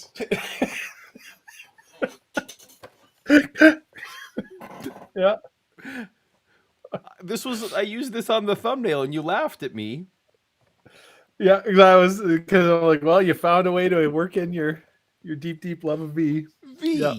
Whenever this V. happens, I remind of the series V. Absolutely. And in '95, that was a good while. V would probably have been fading from because it was before the new. It would have one, been fade. Yeah, no, it would have been because it was like It was 86-ish, 87, somewhere in there. I thought it was 86, but I might be wrong. And there's I'm sure someone's. they Googling it weren't right now. selling VHS like No. versions of it. I mean, VHS in 96 and 95 was a thing, but V was very hard to get a hold of. I desperately wanted to. Yeah. I remember eventually finding it, but it wasn't like, V. Yes. Yeah, like they didn't sell like TV seasons or TV things No. on VH. Like you couldn't. Yeah. Yeah, because it was just reserved for movies, not for that stuff. Yeah. Anyway, I did eventually get V on. I bought it. It was very expensive, but yeah. Anyway. Do you currently own a copy of the original V of some kind? I don't know that I do. our problems. But as the story progressed, one investigative reporter had a suspicion that all Mike Donovan. was not as rosy as they put out for one aspect, even though they looked human. The investigative reporter found out that beneath the disguise, they were reptilian who ate mammals, including humans. Have you and or your guest seen the movie? Yes, I have seen the series and the film. I've also seen Good very correction many there. There is no Yes, film. Art, I have seen the series. Yes. Yeah. other reptilian Movie. forms recently come into the media in order to Right. make us either afraid or love them. In the case such as E.T., we were made to feel very good and secure about the alien that is what we could refer to as like a gray. Yeah, but Propaganda. E.T. was to warm us up for acceptance of the grays. Teach children Mm-hmm. that these horrible things are loving right. and enjoy candy. Small and not intimidating. Or even cute. You know, Right. they managed to get E.T. cute. Right. In one scene, as a matter of fact, in that movie, it was even cuddled up with all the bears, the teddy bears. That's right. That's right. You know, Cute, so- you know. And bears are like Ewoks. So Mhm. I don't know what that proves, but All I know is he poked a lot of kids, and now I feel a lot less comfortable about this. Spielberg. Wayne is correct. E.T. A suspiciously similar looking species is in episode 1. Yes, Yes, in the Senate Hall. in the Senate. Oh, it'll. Yeah, that's right. E.T. is E.T. First of all, yeah, Reese's Pieces, big pocket of big chocolate, Yeah, and then E.T. was a gateway drug. Probably, if that legitimate Atari- real question. I wonder how much Reese's Pieces paid for that. the product placement. Oh, I bet it was a lot. Yeah. I mean, not in today's money, it wouldn't seem like that much, but No, yeah. but in 1983 or whatever it was, yeah. If that Atari ET video game had been good, Which, by the way, it was. maybe we would all be under the boot of these same reptilian races, Dave. Maybe the terrible Atari video game saved Thankfully, humanity. some lazy programmers who phoned it in for an intellectual property saved Phoned us all. home, as it were. Saved us all. That's right. I think we're onto something here. This is no less crazy a story than, I'm not going to say crazy. It's no less implausible than what John is telling us here. It's because it's the same story. No, it's part of the same. That's right. It's part of the same story. That kind of thing. But somehow I get the feeling that a lot of, well, for example, the report Linda did before you came on the air, did you hear that sound? Yes, I did. That would not come from something that I would describe as cute. Unfortunately, I don't know what Linda. No, we cut in the interest of time. That's right. We don't. We have lost. For the first few episodes, I did include the preamble, and it turned out just to be a lot of boring news stories about things that we don't care about. So I go straight to the guest now. We get right to the. I kind of agree with that, but then at the same time is that, we all have our perspective. I mean, to perhaps another being, that was celestial music, and to us, it's not. So, and when you look at the programs like V and such, take, for example, I believe that we have been seeing a lot of the grays. The grays, from what I've been able to learn through other researchers, such as what I consider the great researchers like Bill Hamilton and Bruce Walton and Tom Adams and Cherry Hinkle and Tal out in California, from what we've been able to gather as a group is the fact that these 4.5-foot tall grays are an intermixture between genetically hybrid beings that are used to be intermediaries between the reptilians and the humans, because if the reptilians came out full form, as they could and as they will in the future, it would be much too frightening for us now. So they use something a little less intimidating, which are these grays. With the media, when you look... These creepy-ass gray aliens. Lizard men? Fuck right off with that. Yeah, That gray guy, though, I bet he likes Reese's Pieces. That's right. I can get with that. I have to take a bio break, Paul. Okay. I'll be, all right. I'm gonna keep listening. to programs recently like Stargate. Yeah, I just saw Stargate. Gosh, what a movie. Okay, now, when you start looking at a program like... We had an episode. One of our first episodes, in fact, was about Stargates. You can go back once this is over. If you need another several hours of toast to toast, check out our Stargate episodes in which Jesus used the Stargate for some reason. Stargate, and realized that here's this being that made its presence known on a planet and had its association with ancient history, like the pyramids, and then said, I'm come down here and I was part of that which created you, Yes. and you should pay homage to me. The last image we saw when this being was obliterated was that of a reptilian, a standing reptilian, and it comes very fast, but you have to look at it. That's not at all because the Egyptian gods, were looking that way. That's just, it's we're just seeding in acceptance. We're seeding in what's happening here. All right, so we need to go to our super chat. Reese's Pieces paid $0, which is why they used them. Interesting. So, yes, Vishanti, it was young James Spader. Yeah, that was actually my thought too, and I'm yeah, I was say anyway, same feelings, but different. Reese's Pieces paid $0. So was it that they wanted M&M's wanted money for it, and then Reese's Pieces was just the best offer at $0? That's what it seemed like it was doing? That's interesting. I did not know that. We're learning new things. We learned so many new things on Toast to Toast AM. And that made us, on a very almost subliminal level, think of a reptile as something to be afraid of. Yes. We've heard abductions where humans have been abducted. So Satan, if you have a bingo, then let us know. Oh, you did it. There's the ID. So once Dave is back, I will have him check card number 17. Pardon me. See how it goes. But Dave has those controls. Through UFO experience in which they have been forcibly raped by reptilians. Large.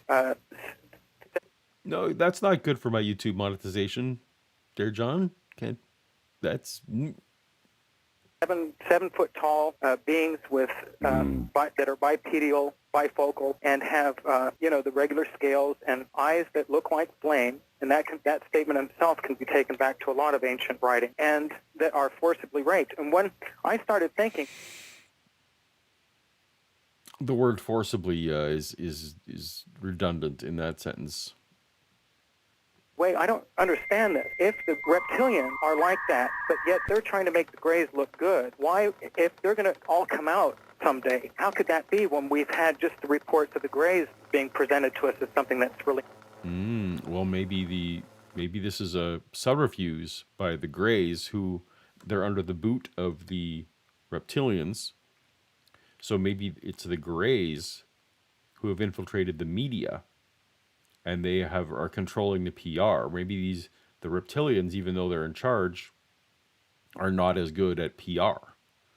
And so it's really the battle of the minds is going to the Greys, and the reptiles. The reptilians, they need to hire a social media PR team. Is what needs to happen.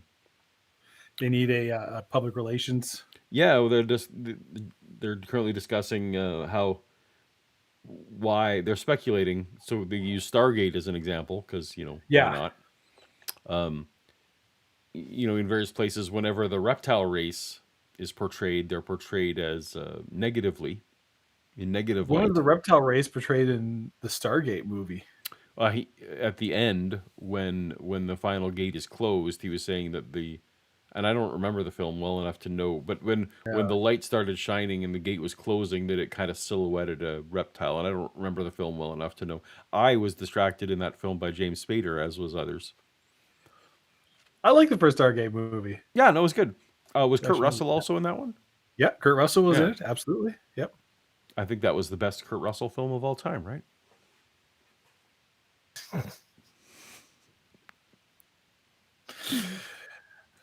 You're going to start a fight, friend. Yep. So anyway, everybody knows the best Kurt Russell movie of all time is Soldier.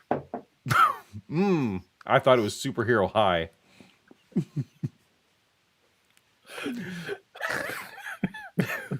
Escape from LA is right up there too. You're deep cutting on Kurt Russell here.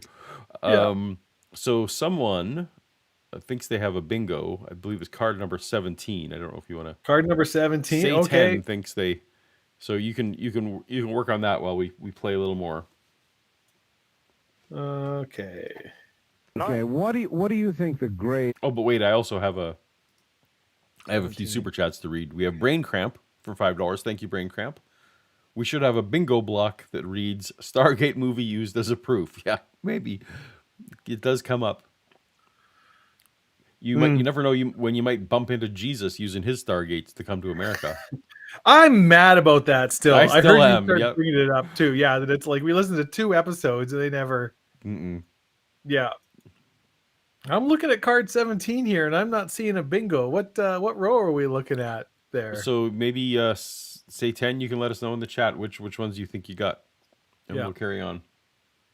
Are they biological entities? I've heard them described as that, and possibly machines. Well, I believe that they're both. I believe that the original gene or the genetic strain by which the Greys originated from, they are just like we are, natural beings, and some of them are good and...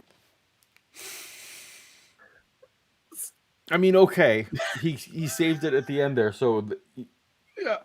So he's not saying that they came from the same branch of humans. He's just saying that they came from a evolutionary branch. So okay, I'm going to calm down. But they've been manipulated. Yeah. I'm going to calm down. If he puts them on the same branch, I'm going to lose it. Some of them are bad. Oh, card then again, 7, I not believe... 17. Oh, that's on me. If I said the wrong thing. That maybe due to the scarcity Point out of them that or the best not having too many here. Big Trouble in Little China, which is the correct answer. That's the I was teasing. Hey, so to be fairness here, say 10. You said ID 17 right here. I guess I could just scroll back through the chat. Mark government cover when JFK came up. Okay, that's fair enough. Yeah, That certain parts of their genetic strains were taken and chained up and linked together with human chains and or other chains and became what you consider biological robotoids who...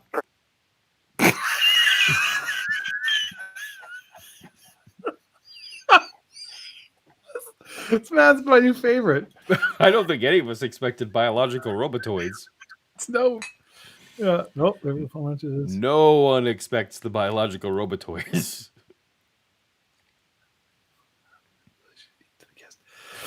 I will. Mesopotamia is maybe the yeah. So I mentioned Mesopotamia. I'll give that card to you, Satan. I think you nailed it. I think that's good enough. I mean, we've always said, given the nature of the game and the colors and everything, we got to be a little flexible in our interpretations. So congratulations, All right. Satan, first time caller, long time listener. But the rest of us need to continue playing because for pride, if nothing else. For pride, for bragging rights. I love you all, but I don't care about any of you peons. I'm just here to beat Paul. But then again, we look at some animals and think that can't have a soul. But I think the main question here is... Yes. Can you make a biological robotoid shirt for the for your merch store? Let me just get into. I feel like I need to get one of those AIs to draw me a picture of what exactly is a biological robotoid. Biological robotoid in the style of Art Bell. See what it comes up with. Yes, there are Big Trouble Funko Pops over my shoulder. I see a couple are knocked over, and a large Big Trouble in Little China art print, and multiple versions of a Big Trouble in Little China. But more DVDs relevant. It is in fact my favorite movie of all time. Yeah, Dave got me this, so I did. Yes, I try to not go nuts on the Funko. I actually don't own very many. I own the Big Trouble set, and I own a Big Lebowski set. Oh, because it's like if I get one, like if I ever bought one Star Wars, Funko, no, I know it's next thing you know, I'm mortgaging my house. Of them, so yeah, exactly. So you got the completionist in me stops me from buying even single ones. That's actually why I was slightly sad when I actually got this one, because it was breaking the seal for me on the But there are no other V, so that's when you could just have that one and be good with it, right? You don't need to. Yeah. That we've been so conditioned as a human species to be able to take what's visually present. Oh right, I remember why I paused it, because he was saying, how sometimes you think that some animals don't have a soul. I was like, Yep. You know that. Well, they do. Or the ones that you think don't are because they're biological robotoids. That's right. To us and make very quick judgment. And as there are good humans and bad humans, so must there be reptilians who are of certain physical characteristics, say like a reptilian, right? Yeah. that is good as well as bad. There have got to be grays that are good as well as bad. That is one of the laws of nature. All right. I also find... I don't believe, sir, the laws of nature mean what you seem to be suggesting they mean. Sir, Although- sir. So this is where, of course, I get into, like, evil's not a noun, and everything's on a spectrum of, preference versus not our preferences. Mm-hmm. But I think he's not wrong. Within any species, you would have a spectrum of, where on one end you have creatures that behave exactly in the way that you like. Yeah. And then you have members of the same species who behave in a way that you don't like. So there's definitely, I mean, that seems to be true. Mm-hmm. And this also is reminding me of how they're getting away with the Kree in the new Marvel Secret Invasion series. Yeah. Because they kind of set them up counter to the comics as positive characters in the Captain Marvel. Yeah. Sympathetic in many ways. Sympathetic characters in Captain Marvel when they come to war for us. It seemed like in the one trailer I saw that they are actually doing this exact same thing. Well, we're not all homogeneously, one unit, right, as an alien species. So, right, 'cause, yeah, if you want to do the Secret War storyline, you can't have the Kree be sympathetic good guys because they are in fact the villains of the story. Yeah. So, I don't actually mind this line of I object to the use of the word soul. But because you're a robotoid. But he's correct in saying, he's given his reptile species some nuance, giving him some depth. Quite a bit of religious underpinning as you discuss your philosophy of who you believe these beings are. Is that about right? Well, you can't avoid it. I believe that if they've been here for as longer than we have, then obviously in some ways they have had the opportunity to manipulate our religious perspective. So the argument then is... well, I don't mind that either. So he's saying, that it's not that these are true because of religion points. It's that religion points to these things because they are true and they have been manipulating our religion. If we're going back... like I don't care how old you think the Earth is or whatever. Clearly, the Old Testament was written 500 years, like 4,000 years ago. It's got like a Scottish castle. So if the Greys have the better PR machine, they're seeding that reptiles are bad. Yeah. Well, yeah. So what's unclear to me is, are the Greys working for the reptiles, or the reptiles created them and it's gone out of hand and now the Greys aren't doing what they wanted, or there's some good Greys and bad Greys and there's kind of it's a whole big schmozzle. So there's no real clear. I am also unclear as to where he's going. I'm jumping ahead. Yeah. I'm jumping ahead to this notion that that the Greys are just better at PR, because he hasn't come out and said that. He's just observing that, and he's just putting forth the question, not answering it.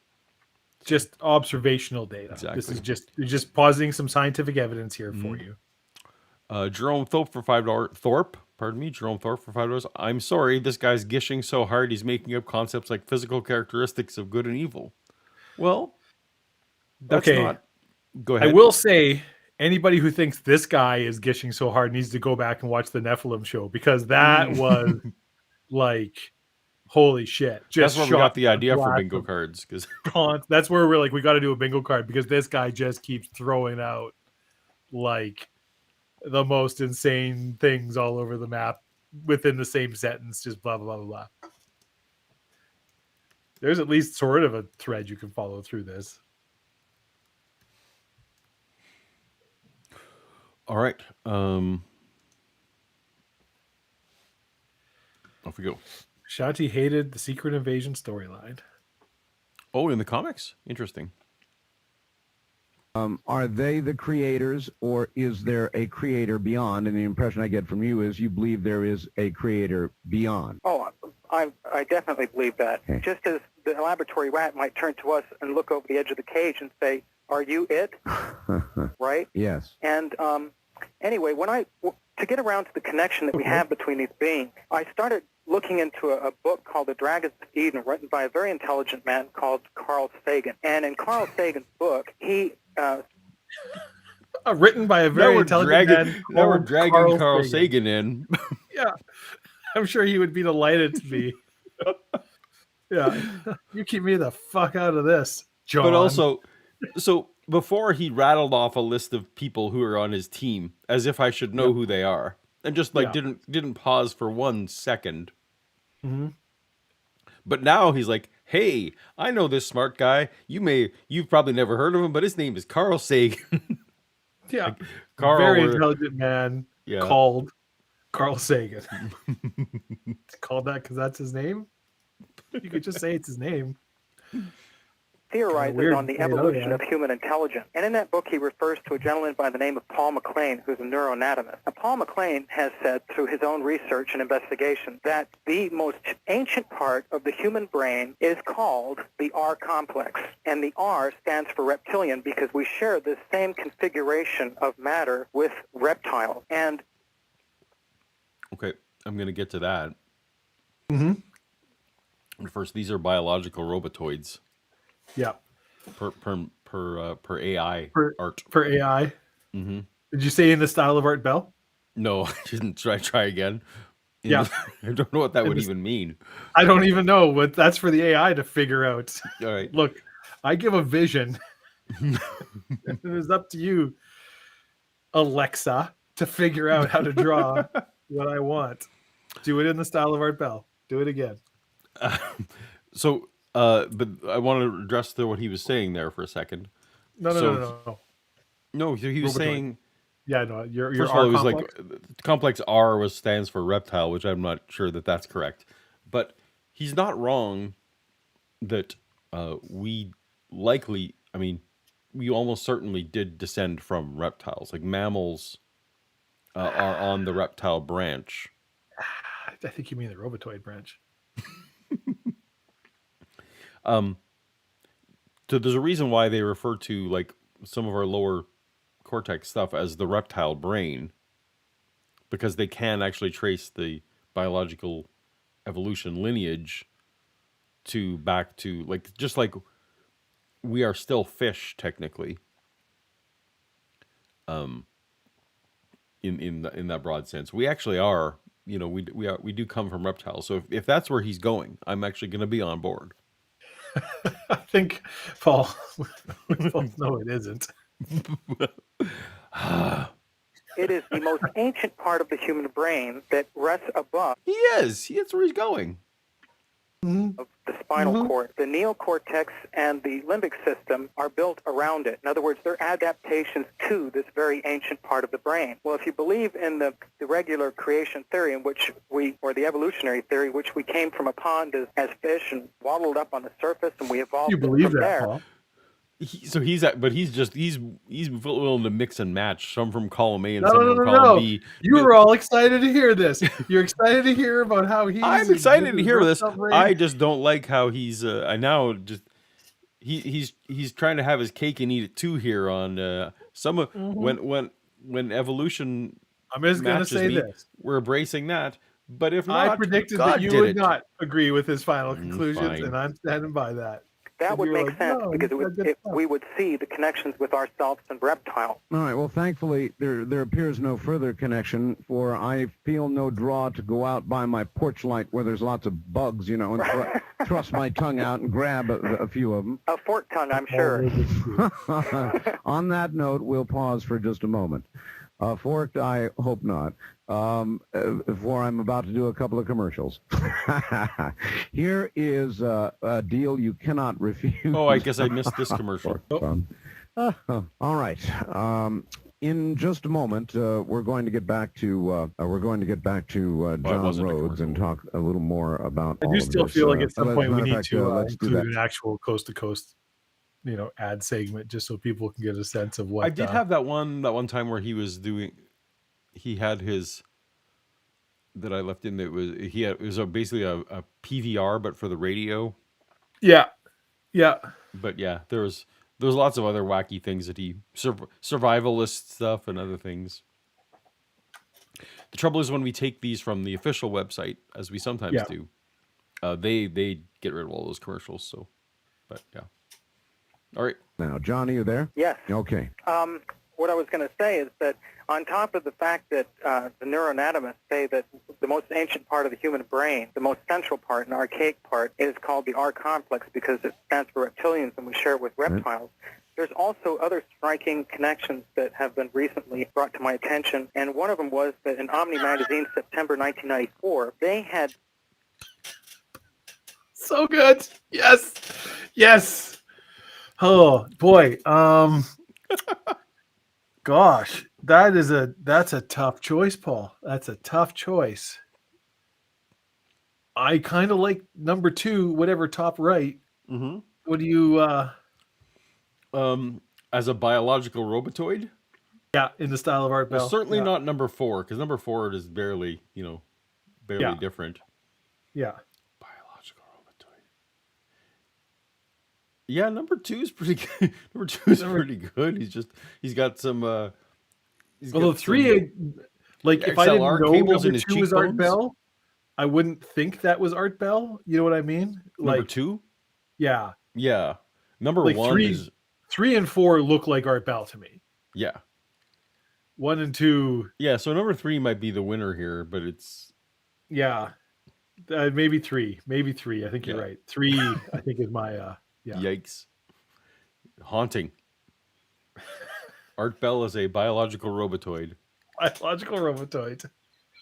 written an article in May 1994 called Lizard's Love. And what they discovered is that male iguanas were getting extremely, let's put it this way, they were starting to love their owners, the female owners anyway, the women who... Wait, what? We have...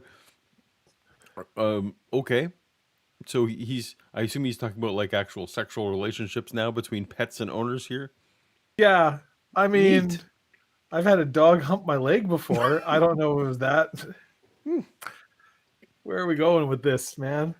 owned iguanas. Really? And it happened during the menstrual cycle. And they discovered that it's because that female humans secrete a pheromone that is absolutely chemically identical to that of a female iguana. Chemically, it's an absolute identical match to a female. I feel like this might need a citation needed if Yeah, I I was to feel actually like I gotta- following that up. Yeah, I think Vishanti has it pretty much nailed. Yeah, this is... What the... Yeah. Yeah. Iguana, and that's why the male iguanas were getting so Not amorous. everything on And, Reddit is true, dude. on top of that, you have many other connections, just as you So hear, you would say that is sort of a hormonal connection. right, Mm-hmm. right. And then when you start looking about, well, Well, how do you explain Kermit the Frog falling in love with Miss Piggy? The heart wants what the heart wants. So I feel like it can't... That's well, an actually- amphibian. Don't muddy the waters. No, but he's talking about... Well, no, you're right, iguana. So it's probably... If you're an iguana, it's just off enough, because pigs are very similar genetically to humans, too. Yeah. So, Yeah. so sure, these are all just compatible things. They're all... Yeah. this most ancient part of the brain and all these connections, what does it mean? Well, when the human embryo is in the female womb, it undergoes probably during the first 7 weeks certain changes in its formation. As a matter of fact, Probably? what happens is genetic history starts replaying itself through the embryonic growth. What, John, all right, I'm sorry to... You know, Does you mean like your genes start doing what they do and your embryo will develop as it grows in accordance with what your genetic code is telling it to do? Is that... so that used to be a thing, right? So embryonics, they actually did used to teach that you went through the stages that a fetus goes through a fish stage, and then a amphibian stage, and then a reptile stage. Like that was actually taught. that it was like as what, like latent old school, because it used to be a big thing, right? It was like Right. It's like I remember that old episode of Next Generation where it's like the crew they were destined as like some turned to like amphibians and people are like monkeys or lizards or whatever because it's like, well, you've got all this whatever. I can't remember how much junk DNA with 90% or 80%, Sure. whatever. There's so much DNA that's like this isn't actually used in any modern human. It's just old legacy sort of stuff that's there, and there's like big chunks of sort of lizard DNA in there that's never really activated in a human being, but it's all just there. Right. So I think they were called like Henkel's drawings or Henkel something of the basically they had illustrations of the for going from a couple of cells all the way up to Right. like a viable embryo, and and it did actually quasi look like it was going through. Right. It looked more like a fish at the younger. It looked more like a stage. tadpole than Yeah, exactly. And Yeah. so it's my understanding that like in the 50s and 60s that was actually like taught that you were literally going through that the baby was itself evolving in its own way. And I think this was before they well understood genetics. Maybe it was even earlier than this. Anyway, I'm probably misremembering, but it was a whole thing that was taught at some point. So was that time 1995? no. No. I disagree, Paul. I have auditory evidence to the contrary that you are about to listen to right now. Anyway, I do like like this guy didn't make this up this morning. Like he's been formulating a story. Yeah. Yes. And finding bits of facts in encyclopedias as you did back then on his CD-ROM. What do they call those encyclopedia sets? CD-ROM. Encarta? What were those? Oh yeah, yeah. Was it Encarta? I remember. Something. Yeah. I think you're right. Yeah. J. Victor for 5. And that's why I'm not allowed to be near iguanas at a company anymore. That's right. Uh-huh. That's why you're not allowed to. Yeah, and probably can't live within a certain number of feet of a zoo. I almost made a very inappropriate joke, but we're gonna move on. Stop you again, but what about the gigantic difference between our systems? Mammals, warm-blooded, reptilians, cold-blooded. I mean, that really is a big, seemingly gigantic evolutionary difference. Yes, but at the same time, even paleontologists today, some paleontologists are starting to think twice as to whether all the dinosaurs back in the age of the dinosaurs were in fact cold-blooded. This is also correct. See, he's got some. There's some facts here, Dave. Yep. He's not nothing. He knows something what he's talking about. And that would be the branch of reptiles that that led to us. Yeah, at some point did become warm-blooded. So that's the thing. Oh, you're right. I've heard that. You're absolutely right. That's been some of the later news. Are those the dinosaurs that ended up developing in Snake Marsh? And that's right. They went into the Snake Marsh, Eden to the Eden. That's right. Yeah. And then they saw the descendants. So they were off in the earth, and they saw the descendants of the monkeys, of the apes, and decided to tempt them with an apple. Yep. That's how that went. By which I mean iguana sex. And actually, but we don't know that this really happened because it might be the Greys, the propaganda machine of the Greys. Might be, Paul. Well, at least the framing and the spin. It probably really happened, but sounds like somebody's serving the Grey propaganda machine to me. I'm in the pocket of the big Greys. Sorry, I didn't recall that. Thank you. And according to Dale Russell, who's a scientist, anthropological scientist with the Canadian National Museum of Natural Science in Canada, he said that a dinosaur by the name of Stenonychosaurus equalis, if it had not undergone 100% made that up. Stenonychosaurus, yeah, Stenonychosaurus equalis, yeah, It's a guy I used to know that owned the waterbed store downtown. His son has a shawarma shop. Yeah. Oh, good old Stenonychosaurus. He's a good guy. He's a nice change as apparently took place and killed out the dinosaur age. That because of its brain to body mass ratio, which was extremely close to those of primitive mammals, and the fact that it was bipedal, that if it had been allowed to evolve as the dominant species that it was heading towards being, that nowadays it would have resembled that of a walking, talking, what we consider through looking at the abduction report, reptilian being. John, I know I'm skipping around. Why? Why, if it was intelligent, would it look like, like a snake person? It doesn't follow at all.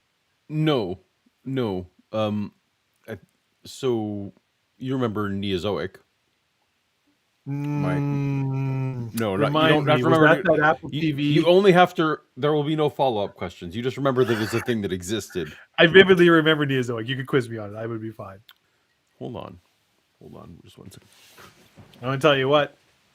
Chicks with swords are hot. So we have Neozoic Go the cover. Neozoic Volume 2. Volume Yep. 2. At the end of it, that's the. Is that where Senonicosaurus rose up with his? Well, he's actually positing something similar to actually what I had in this graphic novel. So remember at the end, this is a spoiler for those who've never read this and never will. So I don't know how to do this for the camera. You're doing this super badly. Come on. Okay. Come on, man. So there we go.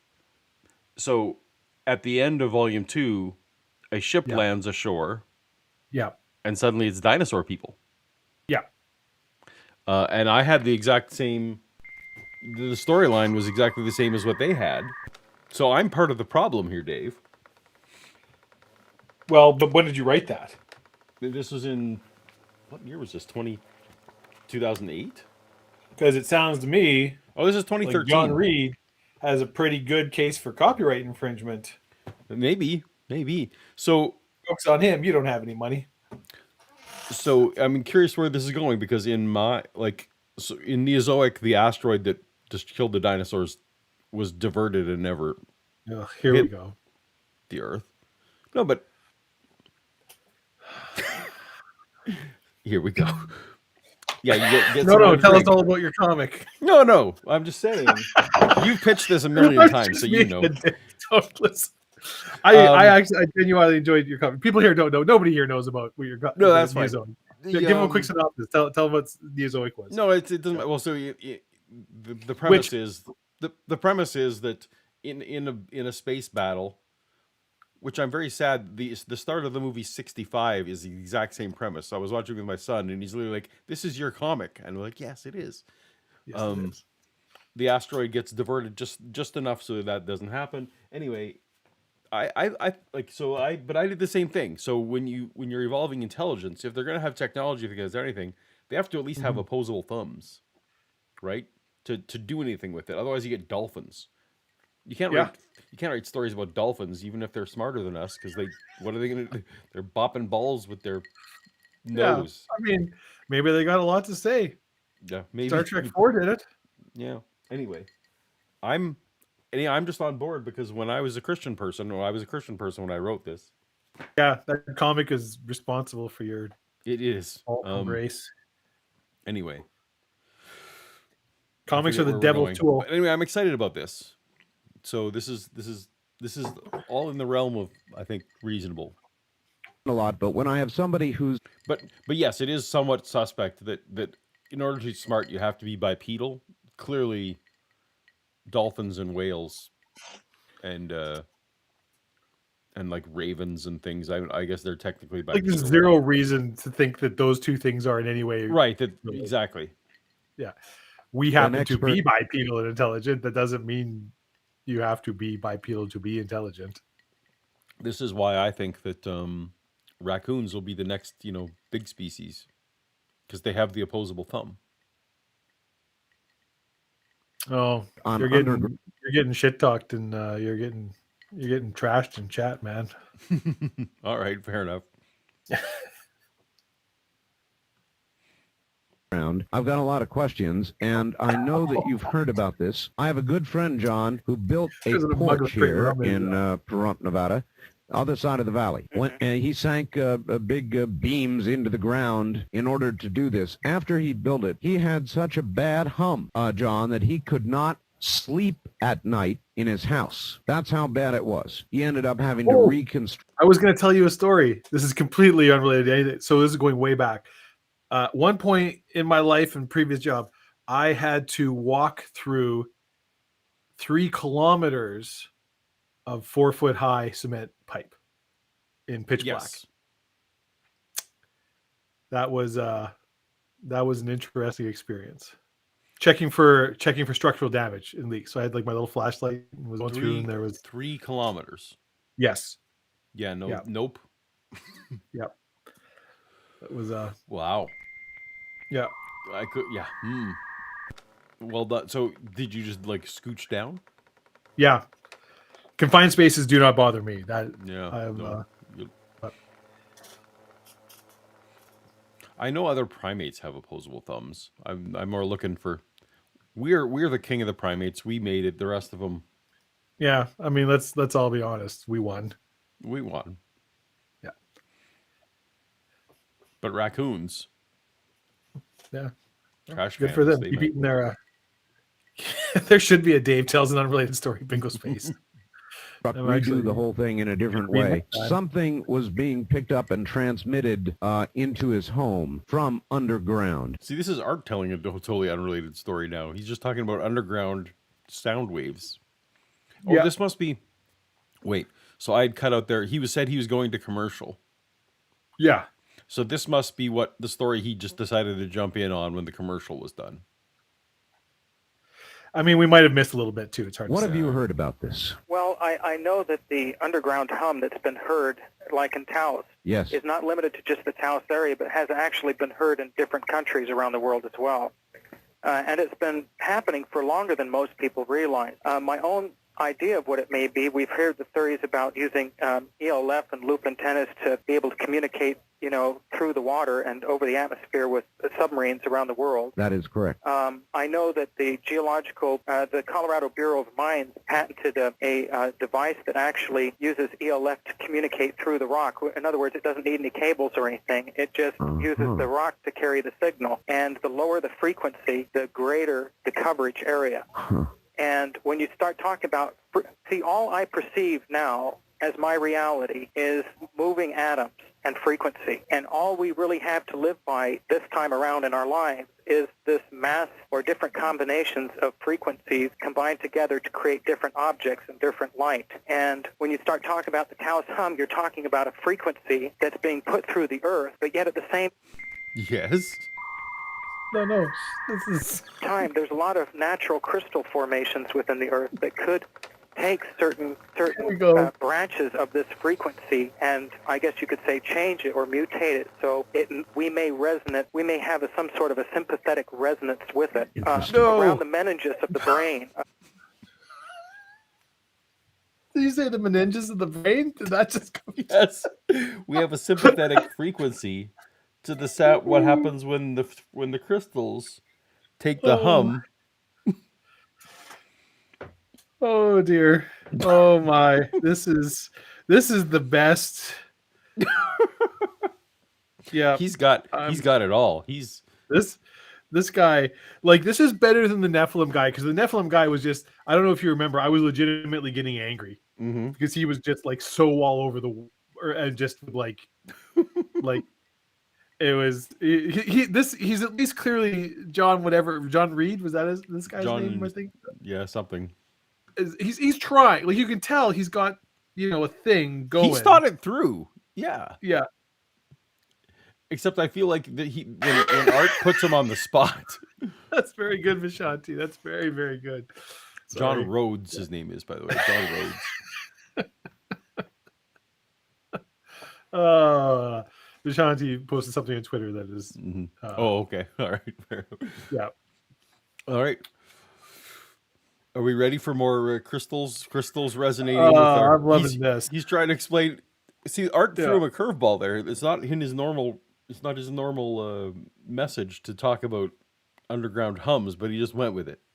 It's this, like, I mean, we've covered this ground before, Yeah, I can't listen to the. Can't do it in sound right now. Because I'm doing this. The fact that like Art, there's absolutely no chance at all that Art believes any of this. Right. He does not. Right. But he's doing a good job of like what he can to make this guy less crazy, right? Like sort of like Art's like, yeah, no, I did see that, or like he's without straight up. But I also feel like he's huh? goading him a little bit. He's like, maybe this guy will just make something up about underground hums. I mean, he's got a radio show. He's got a yeah. Which is the sheath covering the blood-brain barrier. We have a high quantity of what they call magnetite crystal. Mm-hmm. And what this is that Dr. Kirschvink of Caltech had started looking into this, thinking that there's higher concentrations of magnetite crystal. Now, magnetite, mind you, is a naturally forming magnet ore. It's like lodestone in the earth. We don't eat it, but our body actually manufactures it. So when we have magnetite crystal surrounding our brain, that means that we as humans have everything necessary to make a transmitter or receiver, which is crystals, magnets, and energy and minerals. See, I learned so many things. Your brain is full of magnetic materials. That's right. Buried in your brain are now clumps of magnetite, a mineral composed of iron oxide that is not. See, he's not wrong. Like he has taken grains of things that are true. Yeah. My applause to you, John Rhodes. Well done. And we missed the super chat, didn't we? We did, yes, but we didn't miss it. We just haven't gotten to it. We just haven't got to it yet. Jerome Thorpe for $5. Thank you so much, Jerome. You can truly tell the skilled art guests because they have their shtick down tight and they can riff on any topic. Indeed. Yeah. This is a master, John Rhodes. Yeah. Well, this is a man, like, he has created a cosmology. Is that the word? Like, he has a view of the world. Yeah, he has a worldview. Cosmology is not. He has a worldview, and it clearly, but he's thought it out. Like, he's clearly put thought, like this. These are the things. So if you ask him a question, he will have an answer because it isn't just points. It's like, well, this is how this fits into my, like if A, B, and C are true, and you go to G, it's like, well, I can draw the path from E to G. I don't, have to know. I can figure out what F is by inference because it's, I got enough other points. So he's a scholar and a gentleman. That's what I'm trying to say. Cutting edge. Telling you the truth, the Greys don't want you to know. This is related in my brain, and I will tell you how in a moment. But did you see the Dune 2 trailer? Oh, I mean, that I did. We messaged about it briefly earlier. Yeah. So the Dune, one of the things, among the many things that delights me about that Dune 2 trailer, is that they are going to go into. When I read Dune, I read every single word of every single Dune book, but I was a theist at the time. I've not read any Dune post deconversion. But I now realize that one of the main subplots of this was that the Bene Gesserit go to planets and they learn a few of the local legends that are happening, and they literally create religions to point people to want to create their ultimate human, right? To create the ultimate being. Yeah. And that's going to be in the movie. Yes. And I'm very excited about that. It's much more of a theme in the first two Dune books. It kind of goes away after that, but that's because Paul becomes not just that. Like in the books, they get more like that. There's all kinds of things. They seed religions all over the galaxy for all kinds of, basically for their own purposes. They seed things that they can just so they can have them to use later if they need to influence a culture. But that's part of what tonight's guest was pitching, was that that the Garden of Eden story was essentially. Yes, the very protective eye. Good job, Sandy. Nailing it. Fuck, I'm so excited for that movie, Paul. I'm my thing about, I'm like, how are you going to do this? Everything you still need to do in this story in one movie, and I'm like, if anybody can do it, I have faith in, Denis Villeneuve to do it. Yeah. But I'm like, there's so much story yet to tell. I don't see how you can do this in a 2-hour. Oh, movie. It won't be 2. It'll be 3.5. Like you could make this. You could have made this a trilogy pretty easily. You could have. but they didn't even greenlight the second one. They were No. so the old Warner Brothers, like this was before Discovery bought them. And I mean, to be fair, they've got legitimate reason to be iffy about a Dune movie. Right, and they said let's wait and see. But then they also screwed it over because then like, oh, you know what? We're also going to put you on free streaming the same day as you're Yeah. in theater. So Yeah. you have no chance of actually having a box office number that anyone can respect. So, I mean, I was not confident that they were going to greenlight the second one. I'm so glad they did. Yeah. Anyway, the new Discovery overlords over at Warner Brothers now are all about the theatrical releases, so that's good. Yes. Yep. They realize you can still make money at it. So if you're getting these different frequency fluctuations, I don't doubt whatsoever that we are somehow sympathetically resonating with those frequencies. As to what they could be, well, like we said before, perhaps they are some sort of a subsurface radar around these sensitive facilities looking for Perhaps. anything that may be coming near them. Oh, that's fascinating. Because a lot of these reports have actually come in from areas where previously people have said that there's some sort of anomalous activity happening with What report? clandestine. What reports? Can you point to me on the map which region of the Earth doesn't have reports of anomalous things happening? No, the ones without magnetite. But we have magnetite in our brains now. I've learned this now, so we all Yeah. have the magnetite. But we're sympathetically resonating with. Did you ever watch Ancient Aliens, Paul? No, I have family members that really love it. Yeah. Like, I mean, the first couple seasons of it are fantastic, and then it falls off a cliff pretty steep, right? Okay. But it's the king of the. Is it not possible that this, Oh, it's okay. like, yeah, like this and this and this, but can you basically prove that aliens didn't do this? Is that not a possible explanation for this? You'd be like, okay, well, yeah, I guess yes, it's a possible explanation for this. It's like, well, there you go, aliens. It's like, okay, yeah. The odds aren't 0; they're 100%. Aliens. Moving on. Black book operation. So that's one possibility. The other is, of course, the communications. And the other one is, of course, and I've thought about it, and I don't know how true it could be, that the people who are hearing them have implants, and somehow these implants are being triggered. So these people are being able to hear a sound. Because they're not quite hearing it, but they're sensing it all over. Now, I've heard sounds like that have continued for a period of 2 or 3 weeks, like a clicking, but then that clicking has stopped. I've also found out that other people associated with the group have heard the same sound at the same time, and it all stopped at the same time. All right, this is from Sean in Yucca Valley. I'm bored of this. Whatever. Yeah, I brought it all right. up, but you know what? I made a mistake. I'm going to give out the numbers and we're going to answer some phones. All right. I have heard I have heard there are a number of different sort of to touch on the global hum, this idea that there is a universal sound that you can hear everywhere, which is there is in fact a low frequency, essentially rumble or sound. Like there is a sound to the earth. There is a essentially vibration as you go down deep enough that you can. That is detect, that is audible to humans. That is on the edge of. So it's not wrong. Like that's the other thing. It's like this is like the guy says, whereas he's pulling things that are real and going where it's like, yeah, there is. Yeah, this guy is not. So some of the people, their stuff is not grounded at all. Yeah. Like frankly, if this guy was writing fiction based on this stuff, I would love it because I love in fiction where we have this fantastical thing, but we occasionally ground it in a thing that's real, and that just gives it verisimilitude that I like. Yeah.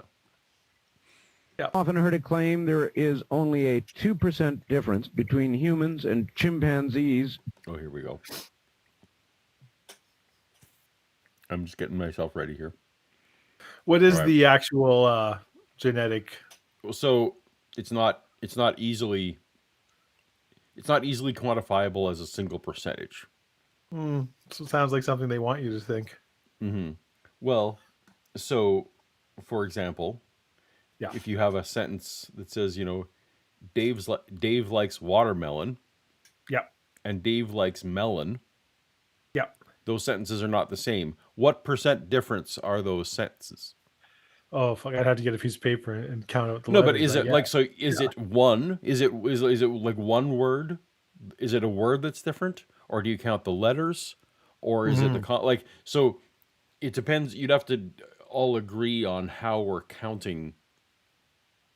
Or is it a single difference because the word water is inserted, or is it 5 insertions? So that's the problem with DNA comparison as a percentage, because there's insertions, there's deletions, but there's also like whole sections that get cloned.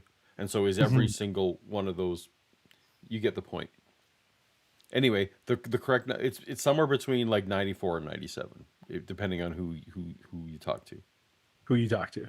And no one goes as high as 98, so whatever, that's fine. Genetic material. This seems to argue against any human. Dapper Dinosaur disagrees with you. Inalienable regions.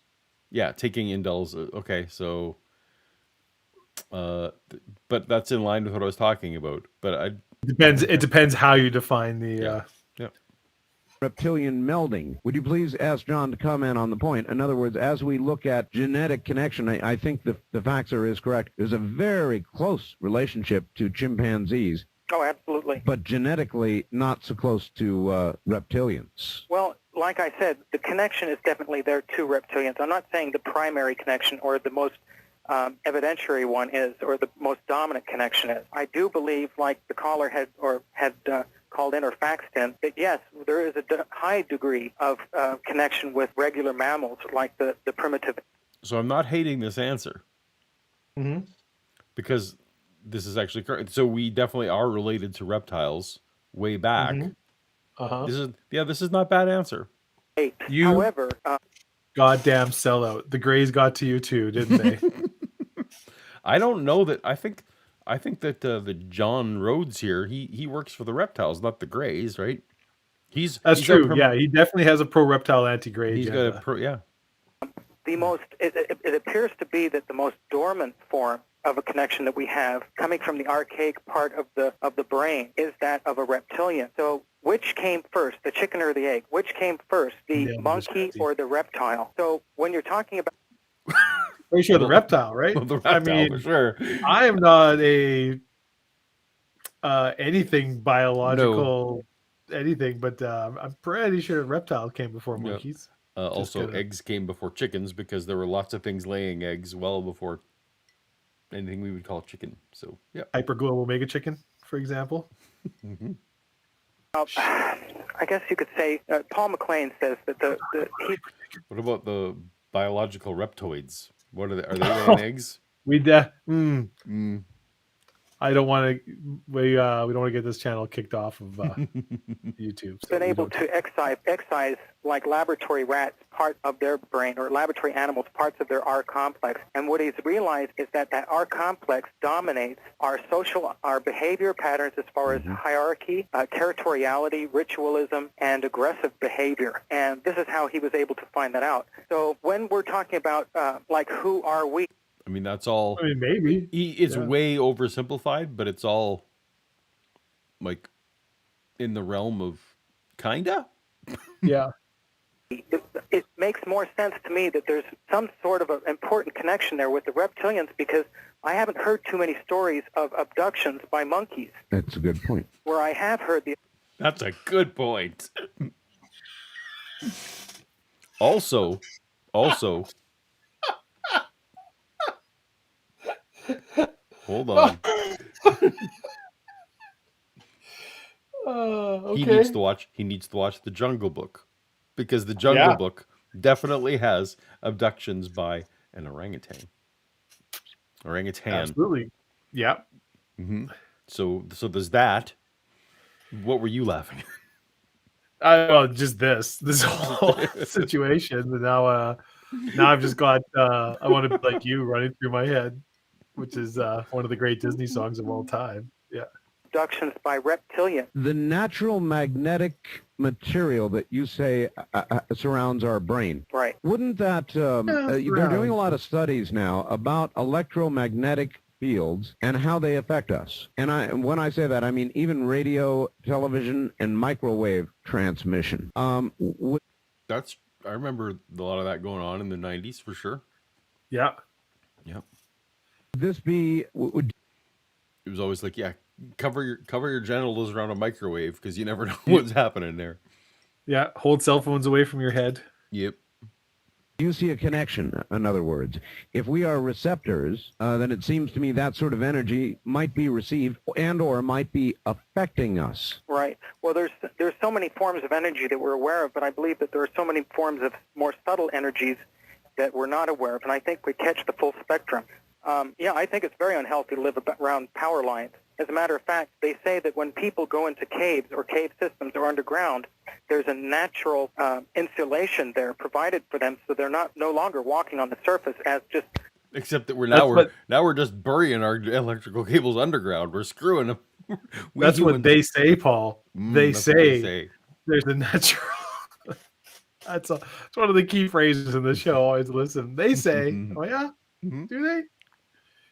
Oh, good to know. I'm just saying maybe the underground reptiles have a reason to be angry at us if we keep burying our power cables down there. It's true. Yep. Sending our thermonuclear boring machines, zipping this way and that. Uh-oh. Frankly, I think we have an apology to issue.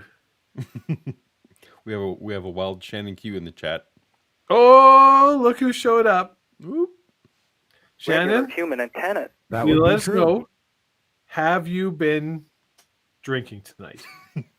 No, you don't need to admit that kind of thing. You don't need to. I'm just Have you saying been there having is a a good- bingo space for Shannon is drunken chat. So Oh, I see. for science, we need to know. For science. Yeah. Fair enough. You just have to stick up a good antenna, and you can figure out that, my God, there's thousands of freak. Jay Victor. No, I'll let Don't you read the forget, super people chat were, then. yeah, super chat. Don't forget, people were setting 5G towers on fire just 3 years ago. In their defense, not all 5G towers, just the 5G towers the Chinese were using to beam roboids into our souls. Does TikTok beam robots in our souls? Yes or no? Yeah. Yes or no? Fucking replicants. That is, yeah, those TikTok hearings are still, even years later, it's so funny. Yeah, that you said, yeah. Yeah. Yeah, so TikTok connects to my Wi-Fi? Does Yeah. TikTok connect to my Wi-Fi? I don't. Yeah. So it's controlling my. Yeah. So it's, yeah. Awesome. Frequencies shooting straight through us all the time, thousands. Yes, well, they're also doing a lot of work on intense magnetic fields, and I hate to admit this, I'm a ham operator. Right. And I've been doing so since I've been about 12 years old, so I've been getting exposed to close... I'm a ham operator too. Slack back for $5. I mostly smoke them. Slack back. Enjoying the show with my favorite beverage in my new toast-to-toast glass. Well, that warms the cockles of my heart right there. Cheers know to that, you, and I need to refill mine. So Yep. cheers I'll to you. Slack back. I'll drink to that. in large... I'm sorry that stomped over your smoked ham joke. That's all right. We move on. Ooh, I have a very good beer here to When show I you. operate a ham, it's usually in the slicing. Ooh, banana pudding. Ooh. Banana pudding. Yep. You know that banana is my second favorite ingredient. So What's your first? lemon. So somehow we made a banana. Did I don't think I ever made you my Incredipie, No. which is I mean, I've had your pie crust in like your pie crust.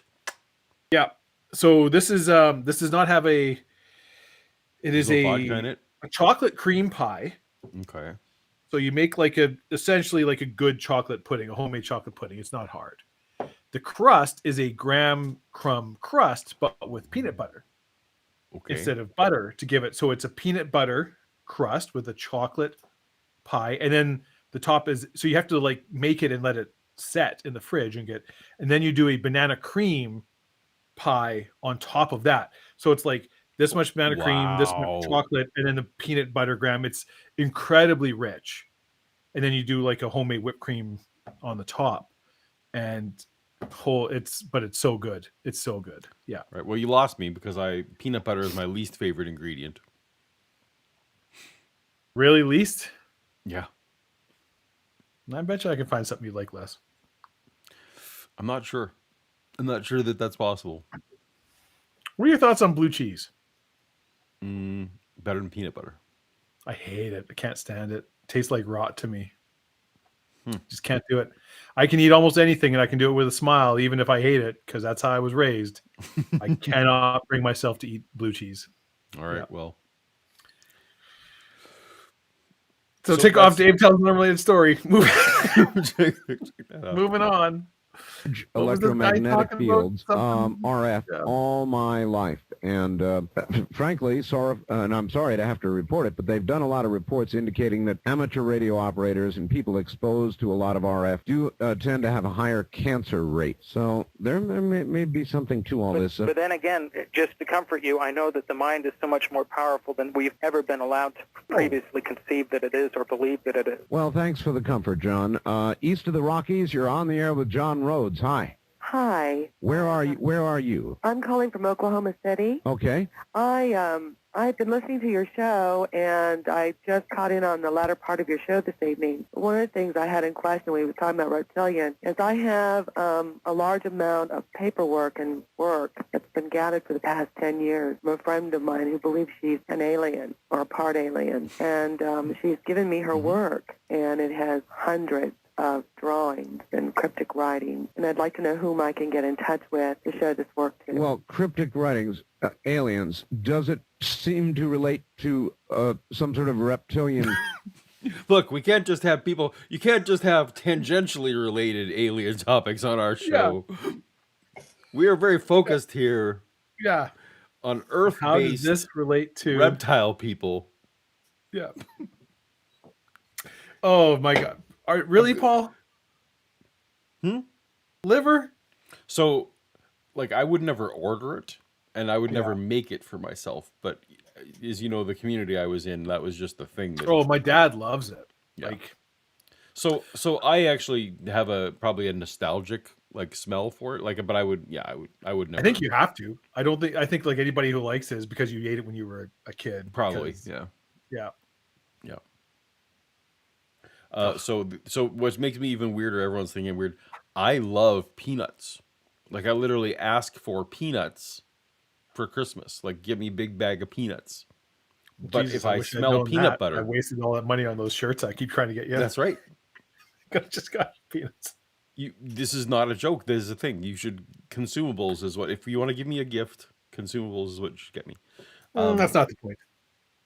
So more T-shirts. The smell of peanut butter makes me throw up, and yet I will sit down and eat a whole bag of peanuts. Like, this doesn't make any sense of any kind. So yeah. Connection. To some degree, in some parts of her notes, it does. It does. I've went and bought a particular book on cryptic writings from past centuries, trying to decipher some of the information. All right. I also don't like her use of the word information. So, just to recap, in case all the liver talk, she has a friend. She has a friend who says that she is part alien. Yeah, believes that she is part alien. Believes she is part alien. Yep. Has been doing some strange scribblings. Yep. Has hundreds of pages of notes. Hundreds of pages of notes. This friend went and bought one book. Yep. On ancient writings. Maybe Kip could have helped her out on this. Kip Davis, it would have been good to have help out on what's. I suspect he could not. I haven't seen the writings in question. But I'm just going to go out on a limb here and guess that friend of the channel, Kip, would not, in fact, be able to help her decipher any of this. All right, so now we're caught up. So this part alien, yeah. And Paul. And Art wants to know how this relates to lizard people. What the hell? Yeah. This is a non sequitur here. Yeah. Listen on the air. John, it's a good opportunity. If somebody like that or anybody else wants to get hold of you, or maybe have you written a book, John? Well, No, the book's in the works. I've just Sure, it is. Yeah, that's good. Mm-hmm. That makes sense. I wonder if I should look that up, see if he's got a book yet. made a recent. We'll get into it a little bit more if you want. But All I right, just then made a let me try this avenue. If they want to get hold of you Okay. and get you information, Okay, this is what you do. First of all, if it's something that you're really, really frightened of somebody interfering or intercepting, the way to do this is to take it and fully register it and heavily insure it. This way, if it's ever missing in the mail accidentally, then you stand to make a little bit of money from it. sure. Okay? Now, I've had so many things missing through the mail. This is the only way I really... He's got a scam going. Yeah. The government keeps stealing my packages. So I'm gonna Insure. I mean, honestly, yeah. If the CIA is stealing your mail, start insuring your mail. Get Lloyd's of London involved in that. No, Art has not shut down a caller yet. no. No. He You'll know it when he does because it's But pretty. but he's relatively unceremonious. Like he will just move on. Like there's no he doesn't say goodbye to any of the callers. It's just No. But sometimes he is just like, this is no, you're being ridiculous. This is ridiculous. Stop. And just like, okay, no, that's enough out of you. Yeah. I'm assuming this isn't the same John Rhodes.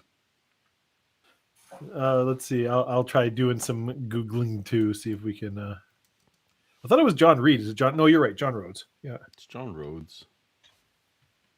truly get things where I want them to go. I figure if they're going to end up missing, I might as well make a little living at it. Now, I'm going to give you I'll give you an address, and the address is John Rhodes, Rhodes, Right. and that's post. We're going to be doxing. I guess he's doxing himself. He was on an episode of box Ancient Aliens. 50. He was on what? Who? He was on an episode of Ancient Aliens. Ooh. Intro to John Rhodes and Reptoids.com. Reptoids.com, Paul. All right. 381 Henderson, that's Henderson, Nevada 89016 Henderson's a lovely town. I've been there. Now, I also which have is a still- voicemail Paul. system set up. Do it. What? You got to go to Reptoids.com. That's where I am. Right. Oh, yeah, there you are. Yeah, the Reptoids Research Center. He's still got a... Oh, look, there's a little baby Reptoid there hiding behind its parental unit. Maybe. Cattle mutilations, the Bishopville Lizard Men, Rand's 4,000 Mile. This is, I mean, there we Does go. he have a Who's book? John Rhodes? Suggested reading. Well, I don't see any. He never got to his book. Here. That's just sad. Yeah. Suggested reading has a bunch of other people's books, but with a really hard to read color scheme. What are you thinking, man? Come on. This is like a bad GeoCities. This is classic GeoCities, man. Simpatico right there. You can tell we both came up in the same time on the internet. Yeah. Where's the dancing baby gif? Yeah, that's right. All right. Again, though. Okay, it's John Rhodes, Right. Post Office Box 50381, Henderson, Nevada 89016-0381. And I have a voicemail also, which, if you don't mind, in case anybody needs to or would like to receive a package of information regarding this research and other related research, if they do a money order or check for $10 and send it to me, I'll get them off a comprehensive package. And if you'd like, go ahead and send it to that address. My voicemail, in case you want to notify me of anything or need some further information like the address again, is area code 702-391-3335. Okay. That's 702-391-3335. And one other thing I have available in case people are interested in is I've done some psychoacoustic and psycho work. I've done He's done some course. psycho. Yeah, I like to dabble in psychoacoustics. Yep. Got my side hustle. Sure, reptiles. That's my main gig. Is this whole reptile cattle mutilation thing? But Yeah, that's where I make my money. that's right. But But my passion, if you want to support me on Patreon for my what was it? psychoacoustics. Psychoacoustics. Yeah. work with sound, and I've been able to create a subliminal self-hypnosis tape for abductees. And the reason I did this, So he's got an ASMR Patreon. I mean, He's very. So I have a This self. guy's a trendsetter. That's right. This is 95. But this is very he's ahead of niche. the This curve. is how you succeed on YouTube or anything. You got to niche down. You got to get that one. Yep. You got to own. No one Yep. else has a better psychoacoustic audio tape Subliminal for alien hypnosis. abductees. If you're thinking that, you think the first thing you name John Rhodes. That's the first name. Yeah. It's like, if you're into this, you're willing to pay $30 right. for it. Mhm. Like, so that's we're gonna make some money here. You know? Wow. Because so many people are feeling like they've somehow been touched, and they don't have the money to go spend $90 an hour That's right. to go to a psychiatrist to get hypnosis. So I've used some very ancient metaphysical tones that correspond with the chakra, and I've Yes. I see. You know what? I'm just gonna go ahead and tick off Kabbalah for that. The tape plays the tones that are known to be aligned with the chakra. Yeah. Because- Ancient metaphysical tones. Because these are words. We have a you have a chakra. These are words. They're clearly all words. You've heard of chakras, and Oh. some of these animals don't. Some of those animals don't have a soul. And Well, the biological reptoids don't. reptiles. Yep, those don't have souls. Wow. Okay. gotten together with a Roboid, very- that's what it was. This guy's- Isn't it robotoid? Roboid? Yeah. So to be fair, this guy's done a lot of work. So if he's gonna get, Well, he knows a lot of things. Yeah. he's gonna get. He's getting paid for he's getting some money. Yeah. Good for you. It seems like it might be his full-time gig. So See, this guy's got it figured out. He's got his marketing strategy. This is why I'm telling you, Paul, why your OnlyFans page didn't take off. You need to specialize. it's a big mystery why my own pets didn't turn up. That's a huge I tell you, mystery. it's just like there's feet pics, there's butt, there's like weird balloon stuff going on. Man, you got to pick your thing. Oh yeah, that's and, right. Mhm. It's like, I get it that you're into all this, but no one's going to pay $15 a month for it. Right, I gotta. Let's listen to more Art Bell, huh? famous hypnotist out here in Las Vegas by the name of Helen Balcom. Right. And we designed this self-hypnosis tape that teaches people how to get themselves into the self-hypnotic state, as well as empower them through their experiences instead of allowing them to sit in the victimization role and recall some of these events if they so choose. All right. If it's not, Go ahead. I was going to say, if it's not $90 an hour, how much is it? It's $10, and once you buy it, I just welcome you until I otherwise tell you to go ahead and copy it, and please hand it out to your friends. That's because nice. part of my job here. Nice. Not only am I a spokesman for a group of people who have spent their lives working on subjects such. Art's just pissed because at this point, okay, you came on my show and now you're just promoting you're getting free. You're getting a free ad.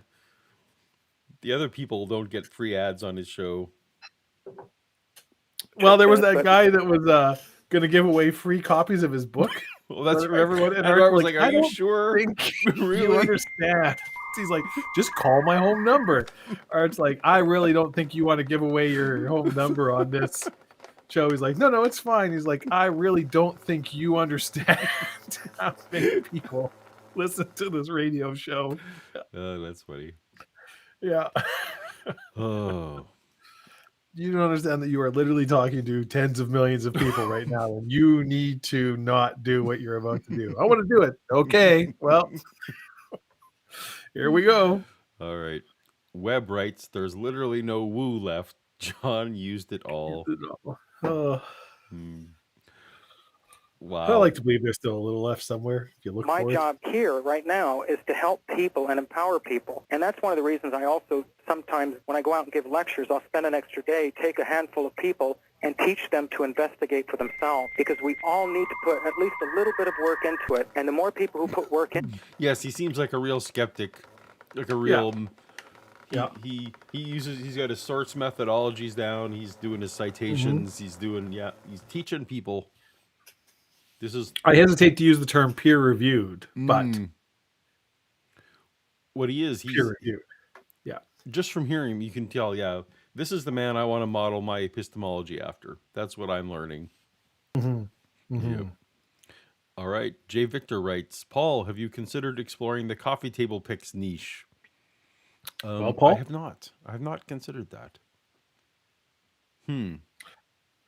maybe get, some kind of thong and some classy lighting, black and white. It'd be like that Madonna book. You know what I'm talking about? I do remember the Madonna book. Yes, Yeah. Yeah. That was a coffee table book. it Just was. take it to the logical conclusion. Feels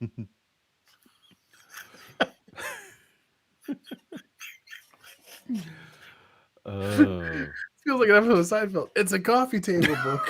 But coffee. No, Kent Hovind was never on Coast to Coast, but Ian Juby was, and they were neck and neck back in the day. Back in the day, who was the crazier creation? In fact, I think we did an Ian Juby show, I think, right? yeah. Yeah. And it was like the tagline is that was it Ken Hovind called him a Oh, no, Ken Ham. If it was even like Ken Ham, denounced him. Yeah. So Kip, Yeah. if you had, I know you're traveling these days. If you're looking for something on a long plane ride, like I want to say the third or fourth Toast to Toast episode. It was good. It didn't quite live up. Like it was a good premise, but the trouble is Art was just like, it was not into it. no, He was just like, no. so it didn't really go because he was just like, okay, yeah, whatever. He's like, I'm in Papua New Guinea hunting dinosaurs, and he's like, okay, yeah. So you're just crazy, yeah. So it doesn't really get up. So Ooh. we need a coffee table. So yeah, the super chat from Rain Cramp. Thank you for the $5. We need a coffee table members emoji. That actually may not be a bad idea. I think we do. I could get on board with that. Also, Cartoon Dave. So hold on. This has been an ongoing debate for more years than you could possibly know whether or not there should be a Cartoon Dave. But yeah.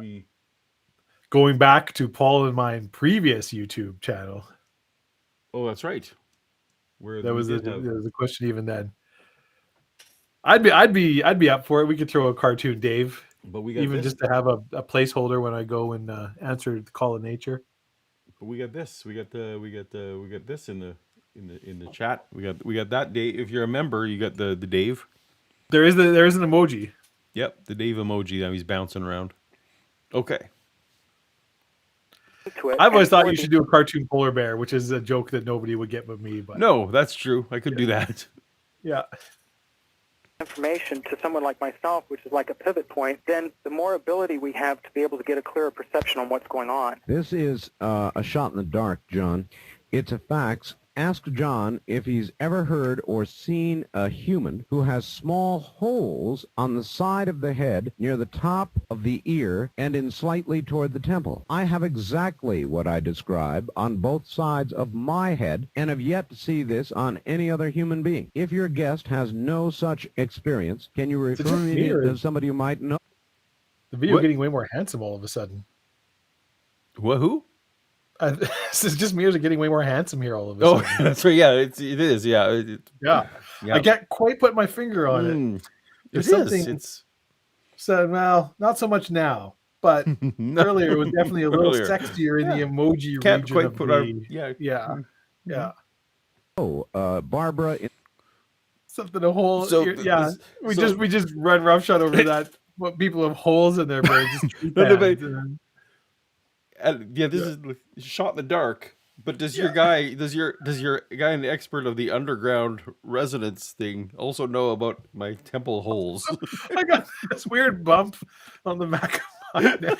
I have a mole. Can do I fax you a picture? Anything to do with lizards?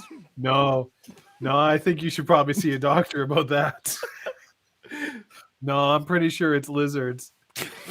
I'm just gonna fax you a Polaroid here for a minute. I'm a WebMD right now, and pretty sure you should really see a doctor.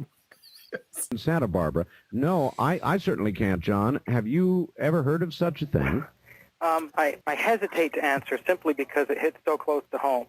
This last year, our 5-year-old girl had recently awoken one morning and was worrying feeling about her ears and scratching at them, and I looked inside, and just on the inside of the ear, but still within the actual outside fleshy piece against the temple, was a perfectly circular cored out hole. Now, what's not, that in itself would not be...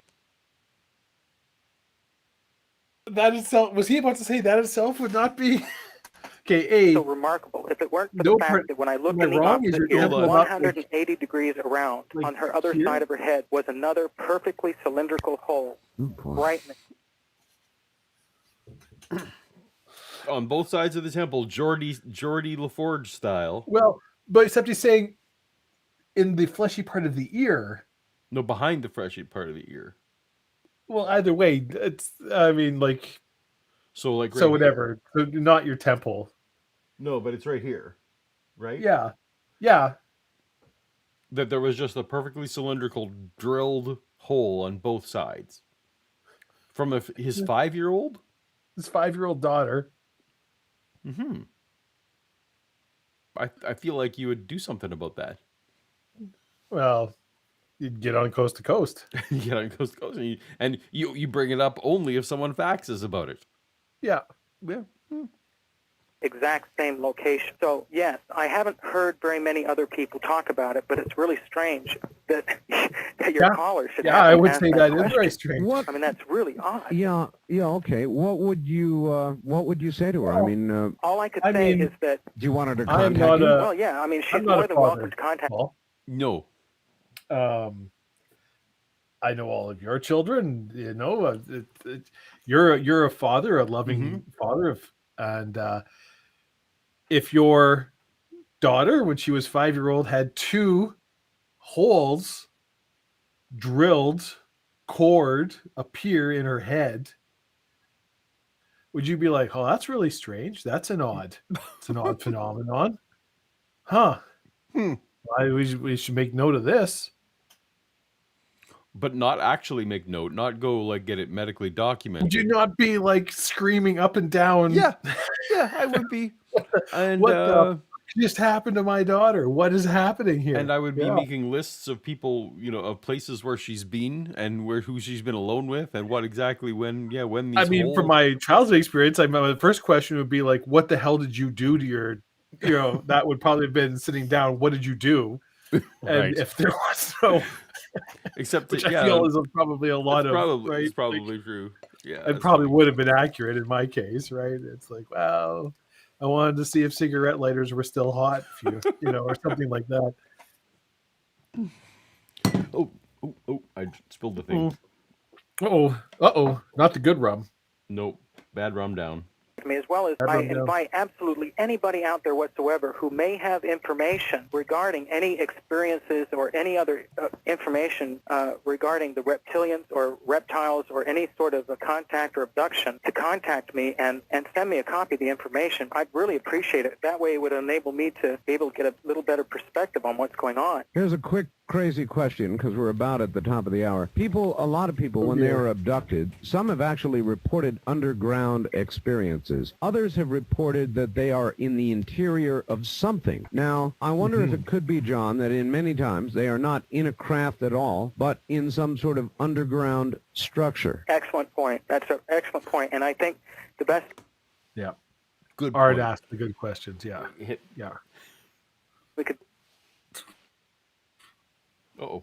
Do is try and get to that at the top after the top of the hour, because that's an area in all itself. I can tell you that in the very few experiences that I personally have had that I can consciously remember was one in particular in which I like how John is managing the ad. He's now I'm managing the ad breaks here too. Like at the top of the hour. Very few experiences he's personally had with being kidnapped.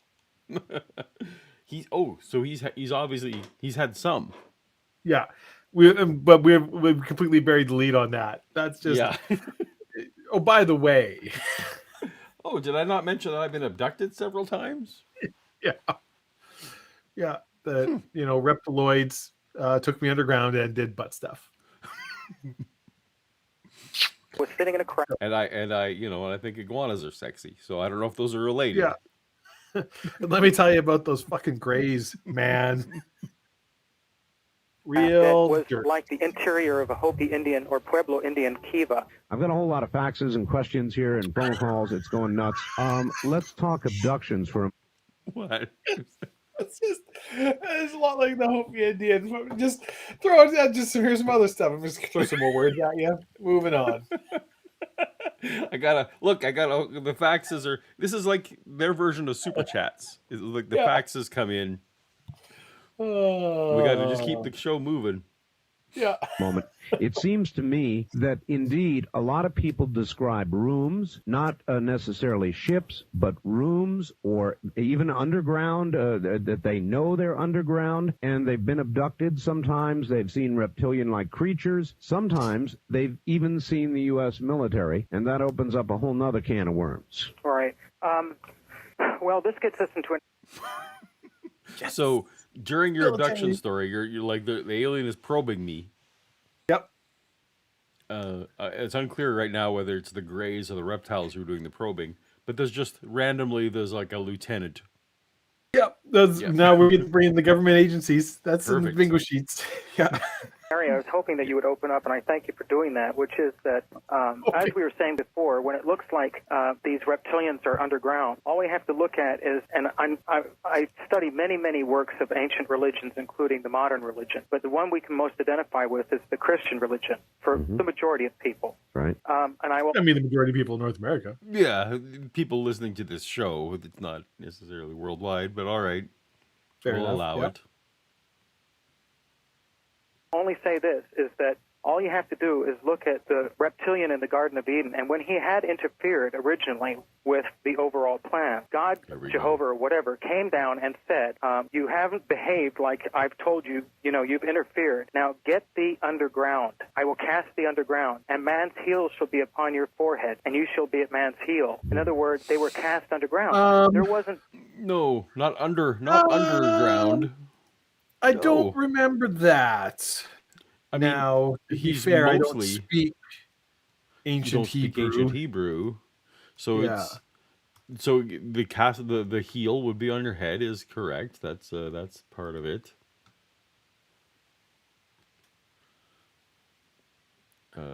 Underground.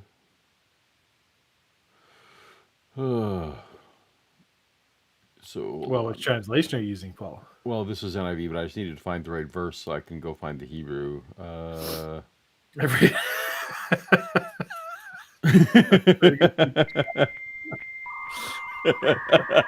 That's a good point. Yeah. Mm-hmm. Mm-hmm. You can read Carol Ann Super Chat there. And what does that tell you about the crow lizard anti-ape bias of the judicial system and the clear, reptilian caste system that has been baked into the Constitution by the founding lizard fathers? I'm not saying that apes don't commit a lot of crimes. I'm just saying, if you want to be fair, you need to watch the reptiles just as closely as you're watching the... Absolutely. Absolutely. the And I think we apes. can all agree with that. Yeah.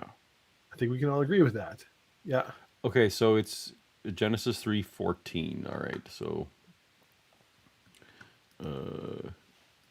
Genesis 3:14, Hebrew. Read us some scripture, Paul. Well, Testify, so- brother. Okay, so cursed are you, livestock. On your belly you should go to the dust. So you shall go.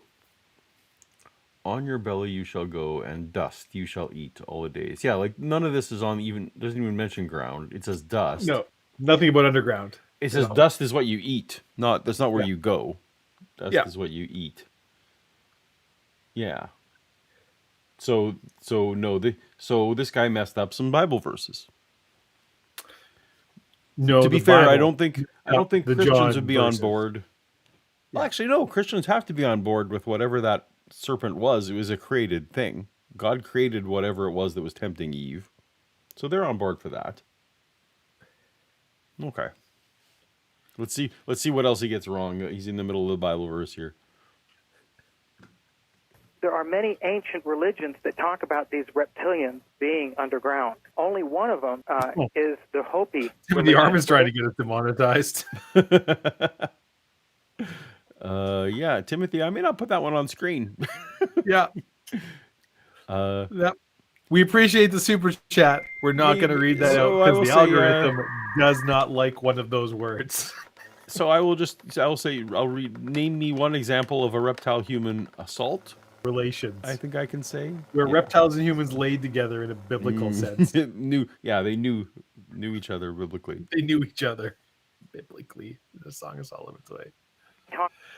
About their ancestors not being human, but being snakes or reptilian, and they call them the snake people. And like we're coming full circle now from like the beginning of the show, the ant people and the snake people.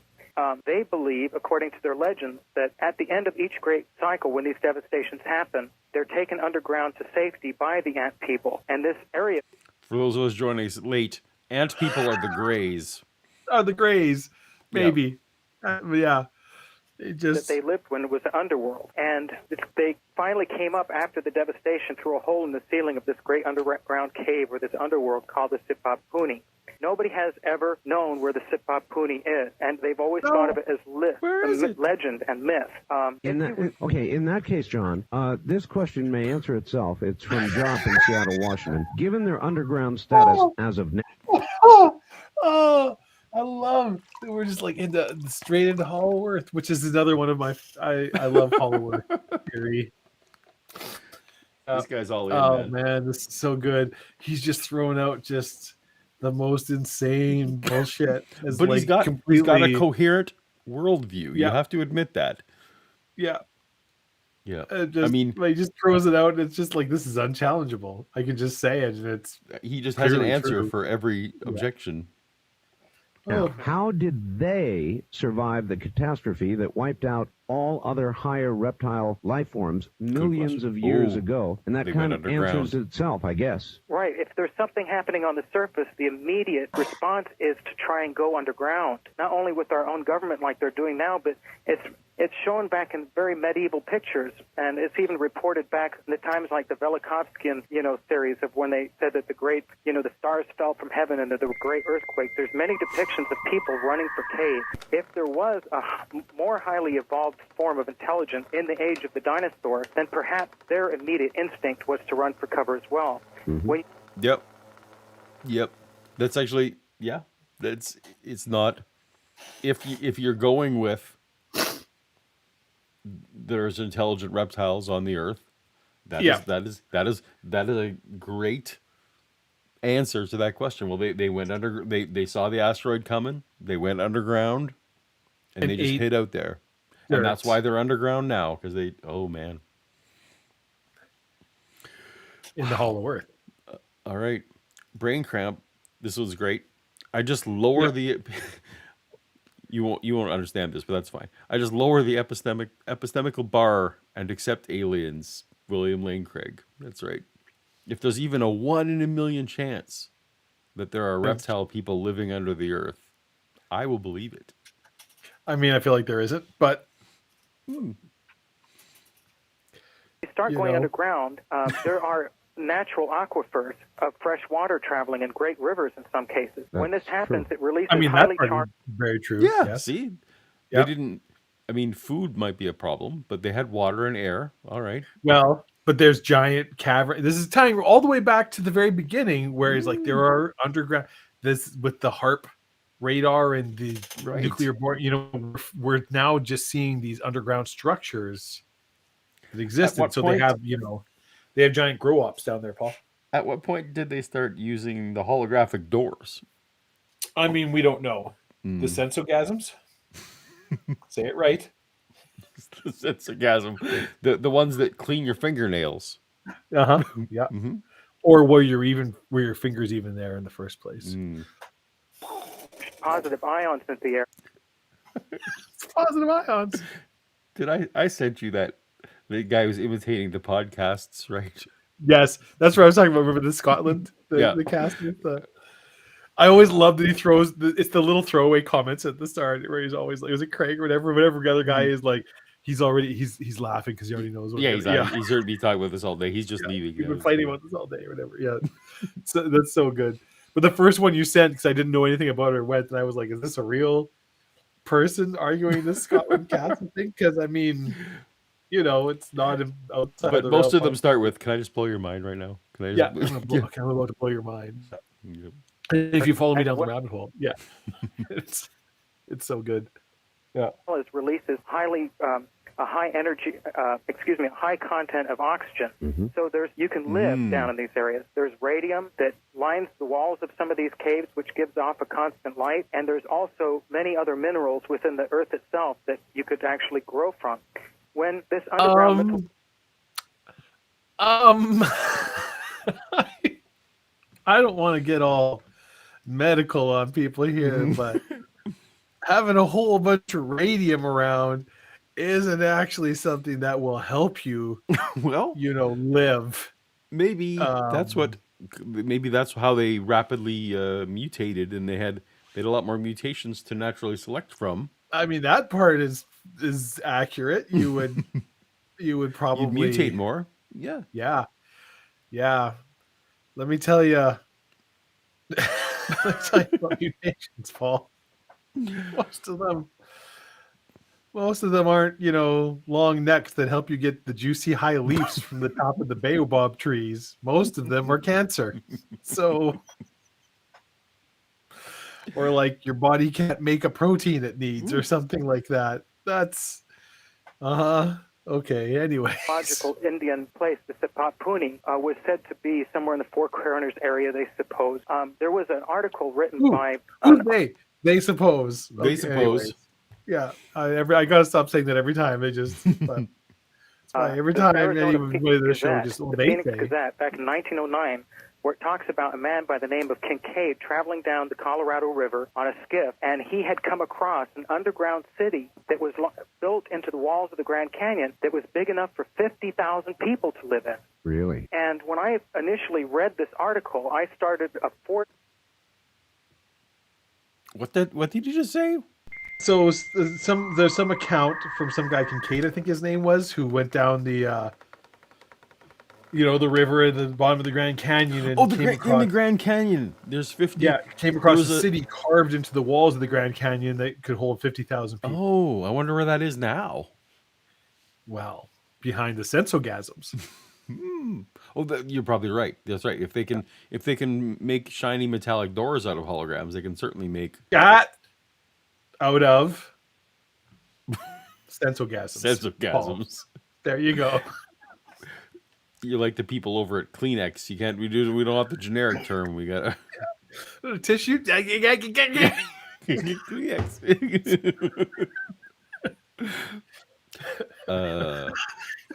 Vandalia for $10 US. Thank you so much. I think is Vandalia 1998. I think that's first time super chat for them. If we're making up history, then in my canon, all the people are not on Noah's super ark evolved. All the people not on Noah's super ark evolved into mermaids. That makes sense. Okay, no, not on Noah's ark. Super evolved into mermaids. Oh, super evolved into mermaids. Yeah. I got excited about a super ark. You did. I know you had that. And since they didn't fully speciate, that's why Ariel and Eric can have kids. Well, that makes they have a common ancestor. Yep, makes sense. Ariel just excretes a packet of the wedding bed and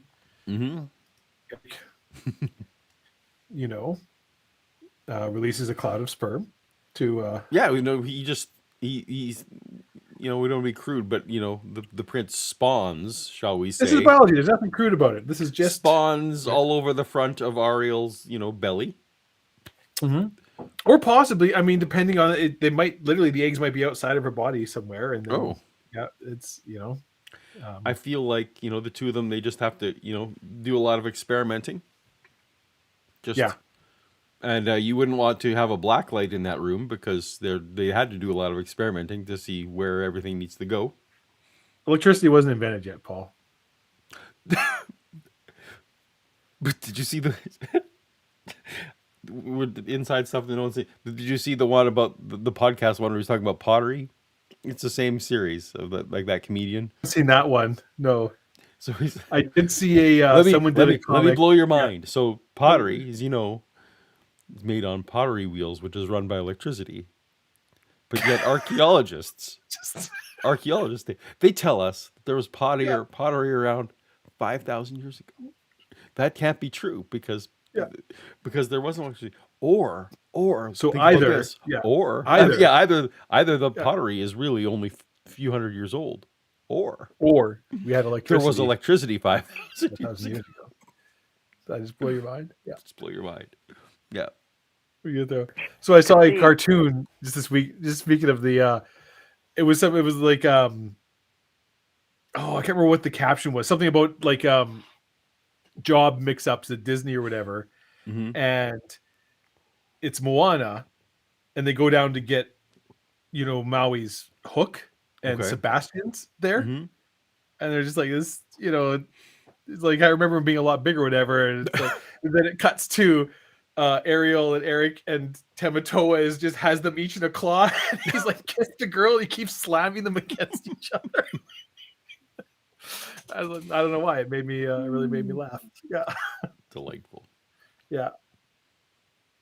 If this could possibly be. What I've discovered is that in many outlying areas of where they would have carried that same article, even in the Yuma Examiner where this, he apparently was, the microfilm is all there for every day except those 2 days that it was printed. So there's suspicion by omission.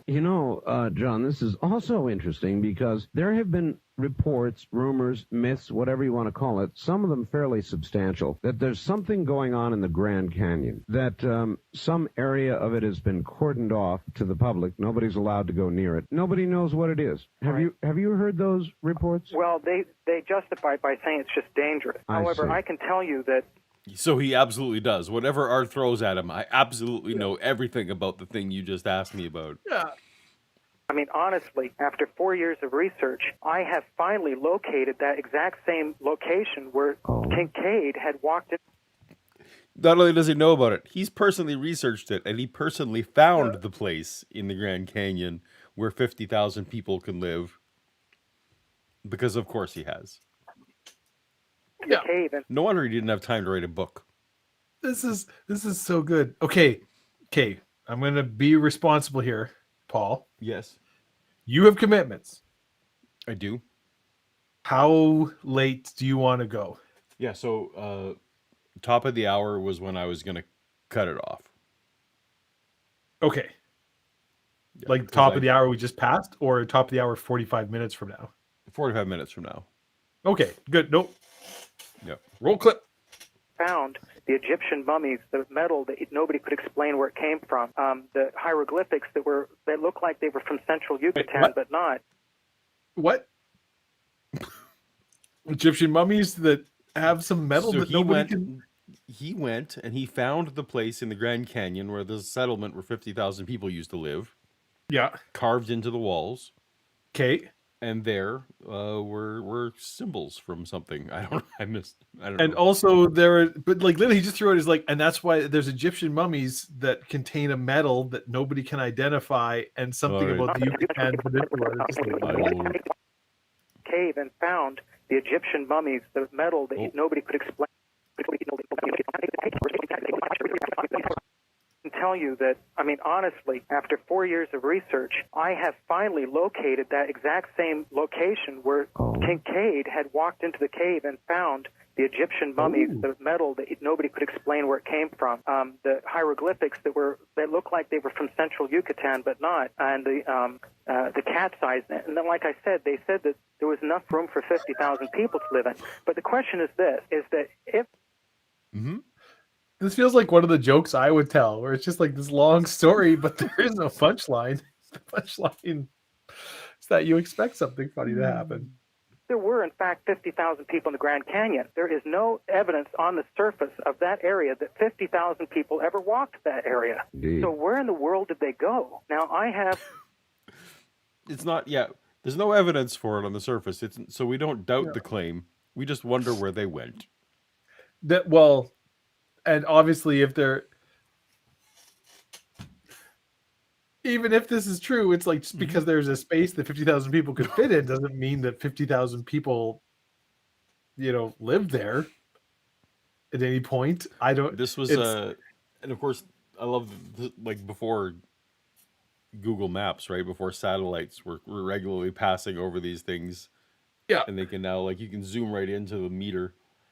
Yeah. This is like a good golden age pulp comic. Mm. You know what I mean? Mm-hmm. It's like I'd read this story. This is an Edgar Rice Burroughs novel. I'd read this Absolutely. right here.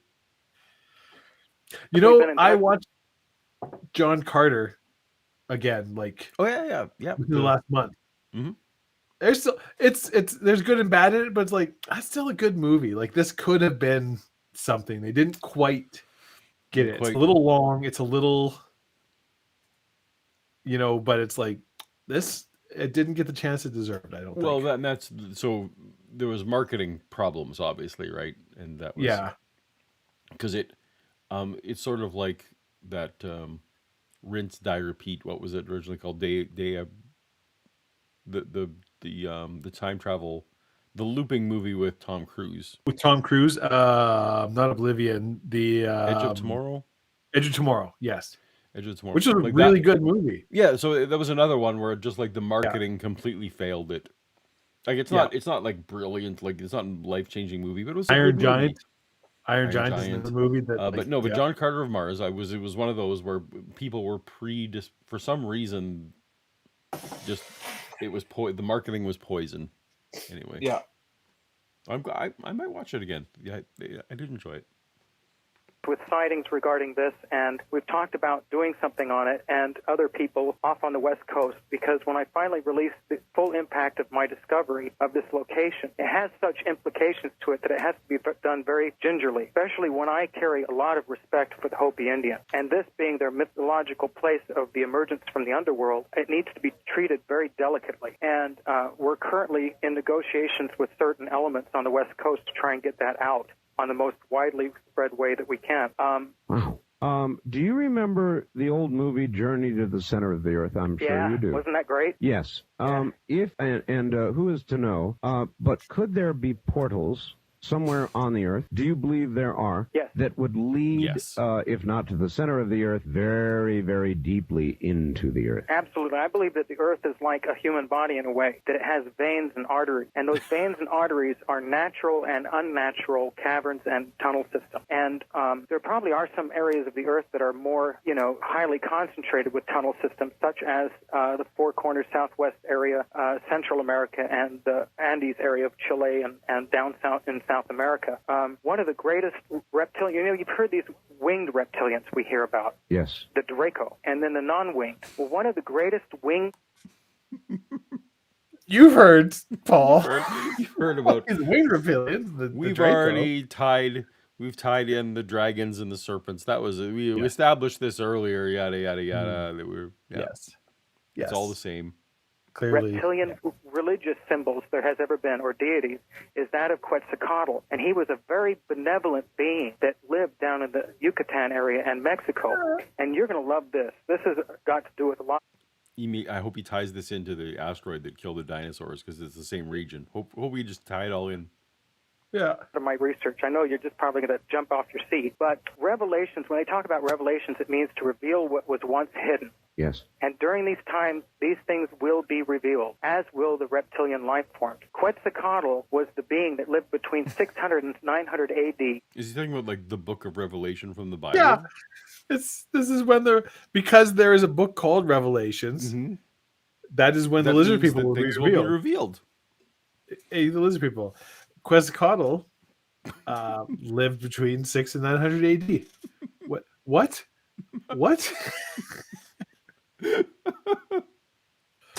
Also, I might be wrong. There was a time I actually did make a study of Aztec, Mayan, Incan mythology and religion and go. It's like, if I'm not remembering right, Quetzalcoatl was not especially benign or really big into sacrificing hearts. Really loved, just carve out hearts and give them to me. That's what I'm all about. That's so I think that was the big Aztec god, and they They were big on on really big days. It's like, we're going to sacrifice 3,000 people today. And that's how they did it. They would do it by carving out hearts. And it was like, it's nobody around the Aztecs liked the Aztecs because they were really, really, really, really, really jerks. Yeah. Anyways. So, as John Rhodes here let us know that the Earth has these natural arteries that go deep into the hole. That definitely. I mean, anyone Mel's who's hole. seen Mel's Godzilla hole was knows. probably one of them. Well, I don't want to, you know, because he said there was natural and unnatural ones. Yeah, but I mean, And Mel's so- hole is something else. Mel's hole does not lead into the center of the Earth. It No, that's true. That's true. I almost gave away a spoiler for part 3, but yeah. Sorry, I'm just laughing. Yeah, we don't want to give away spoilers for Futures of Mel's hole. The Ronin made me laugh. Yeah. You got to read some. I'll read some super chats. Timothy Harmon, $2. Thank you so much for the super chat. We very, very much appreciate it. Paul and Dave, revaluation. No. There's we already know the truth, and the truth is that biologic roboids. That's right, biological roboids. Yeah. Are doing stuff. The Ronin, $10. Quetzalcoatl, I'm pretty sure we're butchering that. Quetzalcoatl, whatever, is also featured heavily in my recent D&D game. And that game is exactly as real as this story. Well, I mean, You're prejudicing this whole thing by calling it a story. Absolutely. You're begging the question. You're just calling it a story. So you're assuming the conclusion. Yes. So Kip, there's nothing mysterious about my flesh pit. Mel's hole is the Fast and the Furious of the Art Bell universe. I believe there's 5 parts, and let me tell you, it escalates quickly. Yeah. Much like Fast and the Furious started out as a little movie about stealing cars. Yeah. All of a sudden, next thing you know, they're driving cars off of skyscrapers in space. Saudi Paul, Arabia. they drive cars in space. Mm-hmm. So but Mel's hole is the Fast and the Furious of. Yes. Anyway, we will get to it again soon. Quetzalcoatl? Is that right, Vishanti? Which I've never known. Quetzalcoatl. Brain Cramp sent $5. Yes. Is part 3 where Mel finds out that Art is his sister. No, that's part 4. There's probably fan art of Art and Mel kissing. I don't know. Maybe. Probably somewhere. If not, there's going to be an AI that's running. That's right. Quick. I can make that happen. In the style of Art Bell. Yeah. Down in Mexico and also the Upper Yucatan. And like I said, he was very benevolent. He went into an area where the Aztecs were. Did I show you the new thing that I made for my D&D game, Paul? Mm-hmm. So I was some people were going to throw out a 40-inch TV they don't need anymore. Did you make a table? Yeah. So I made like an actual table, and so it's like has video and I'll send you some video or something after. But I've seen incredibly some of those before. Oh, that's amazing! I can't wait to see. So it's like, I just made like a PVC frame to hold like $17 of PVC, and on Steam, there's some very nice software, $30-some called Dynamic Dungeon Editor, and it's so cool. Yeah, it's not a touch screen. No, it's just a TV. It's just like a Panasonic television. So nice, but it has a thing in it, and it goes, and so there'll be a combination of TV and like things on the TV, but then you have the speakers on the TV, so you have sound and everything. And as we just tried it out the other week for the very first time. Tomorrow we're trying it again. I'm like doing this, and I'm like, 20 years ago, this is fucking sci-fi. Right. Like what I'm doing right now, and just playing it on the fly, and like I can change this and go, and I got a laptop, so I can just do things, and what people can see depends on where their figures are on this TV and stuff, right? Like because it's not dark and you can only see so far and all these things, and it's crazy. Like this is the things that we have now that only existed on television or in novels or movies 20, 30 years ago. It's pretty crazy. Anyways, I'll show you videos. I'm very happy with I can't wait. how it turned out. Did you put some plexiglass over it so that if people spill their I haven't yet. beverages- I need to get a sheet. So right now it's just still on the, so it's a little delicate, but well, you just got to invite me over, Webb, because I'm not going to run your game, but I'll play with you. Love a good time.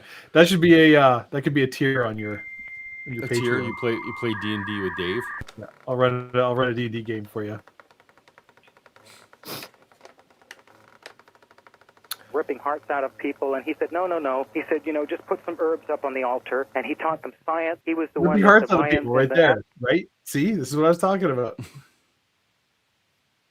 Takes a tribute to teaching them the Mayan calendar, and we know the scientific, significance of that. Oh, yes. The astronomical calendar, but then also there are many relations between him and what we know of as the Christ. As a matter of fact, some people, like the Mormons of today's religion, believe that Quetzalcoatl was Christ reincarnate because he was just so benevolent in a very violent area.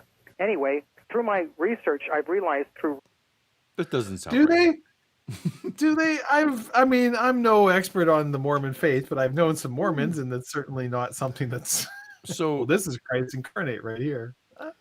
if this guy comes around full circle and tells me that Jesus traveled there via a Stargate, then we will finally have closure.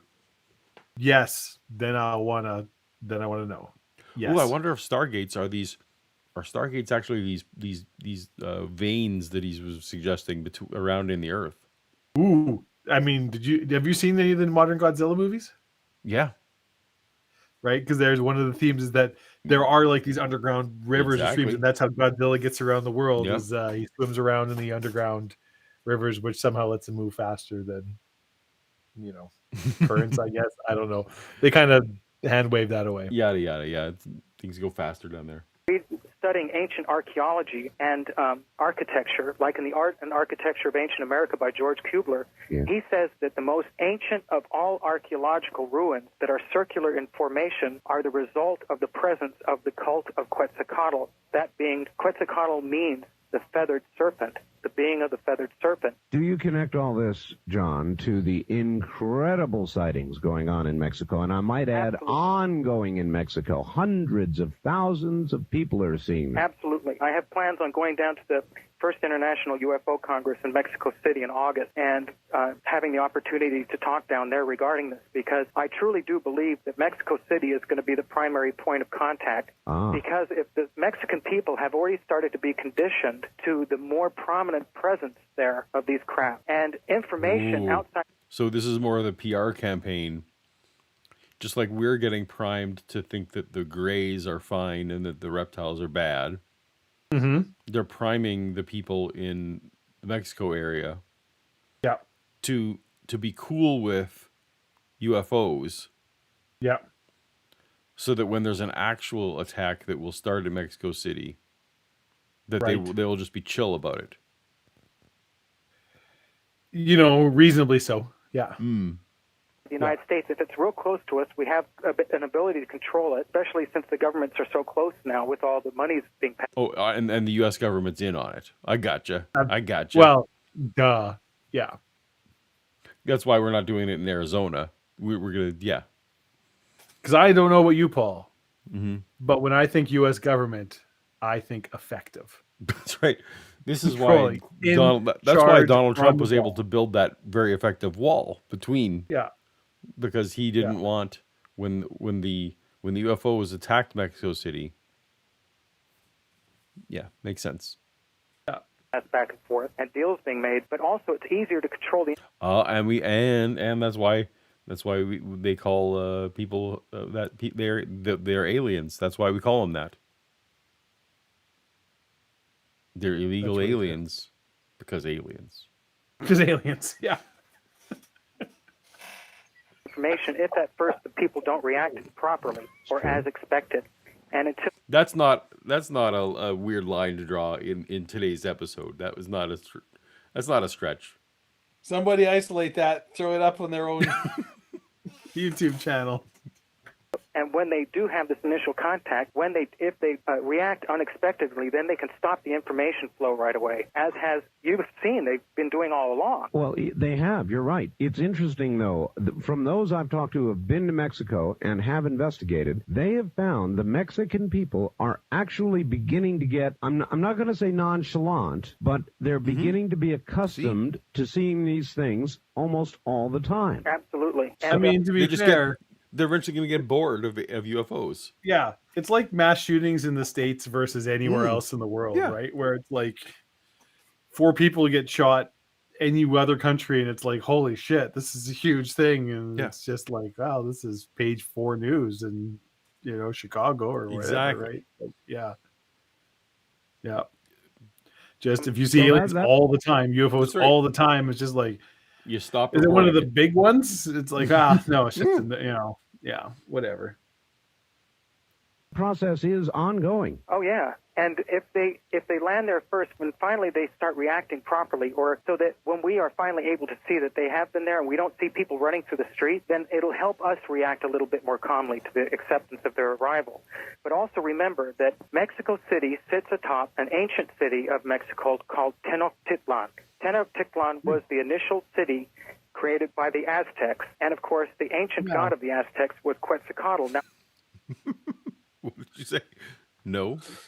Yeah, I mean, well, initially it was the capital city of the Aztec Empire. That part is true. Initial, I mean, I don't know.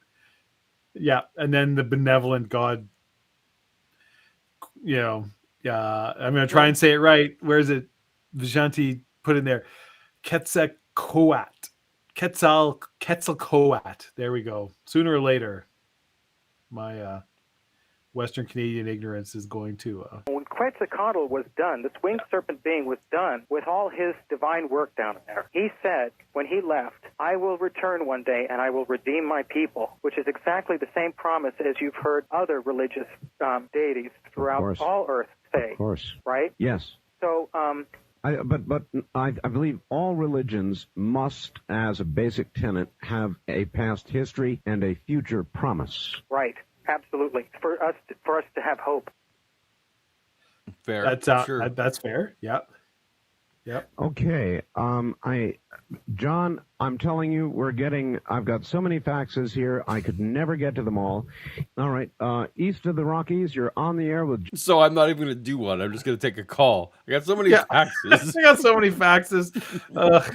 Forget it. Don Rhodes. You know what? I feel, Art, you ever get that where you're like, you look and it's just like, it's like there's like 3 you didn't get a chance to do dishes yesterday, then there was like lunch, and there's people over, and now you get there and it's like, okay, so there's like yesterday's supper and lunch and supper's dishes, and you're kind of looking at this sink full of dishes and you're just like, fuck it, I'm just gonna order KFC. Like, let's just forget it, right? Like, sooner or later you're gonna have to deal with them, but for right now it's just like, nah, we're moving on. It's like for me that would be the email counter.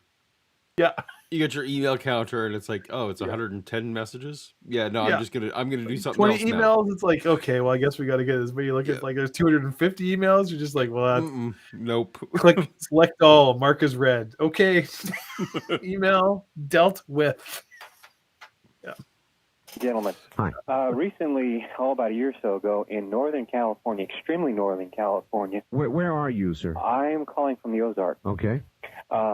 But in extreme Northern California, actually Fort Smith area, there was a lot of land, off-road land, rugged terrain, that was made off limits to the public. And for one reason or another, I think one government agency made it off limits to protect another one for whatever they were doing. And the reason for this is what appeared to be forest rangers that were heavily armed with shoulder-strap machine guns. Now, it made no sense at all, and I know they weren't looking for marijuana. Well, that's not the reason to cordon it off. That is the amount of security to accomplish it. What do you think they were cordoning off? I have no idea, but I know that they were not they were keeping it close under taps.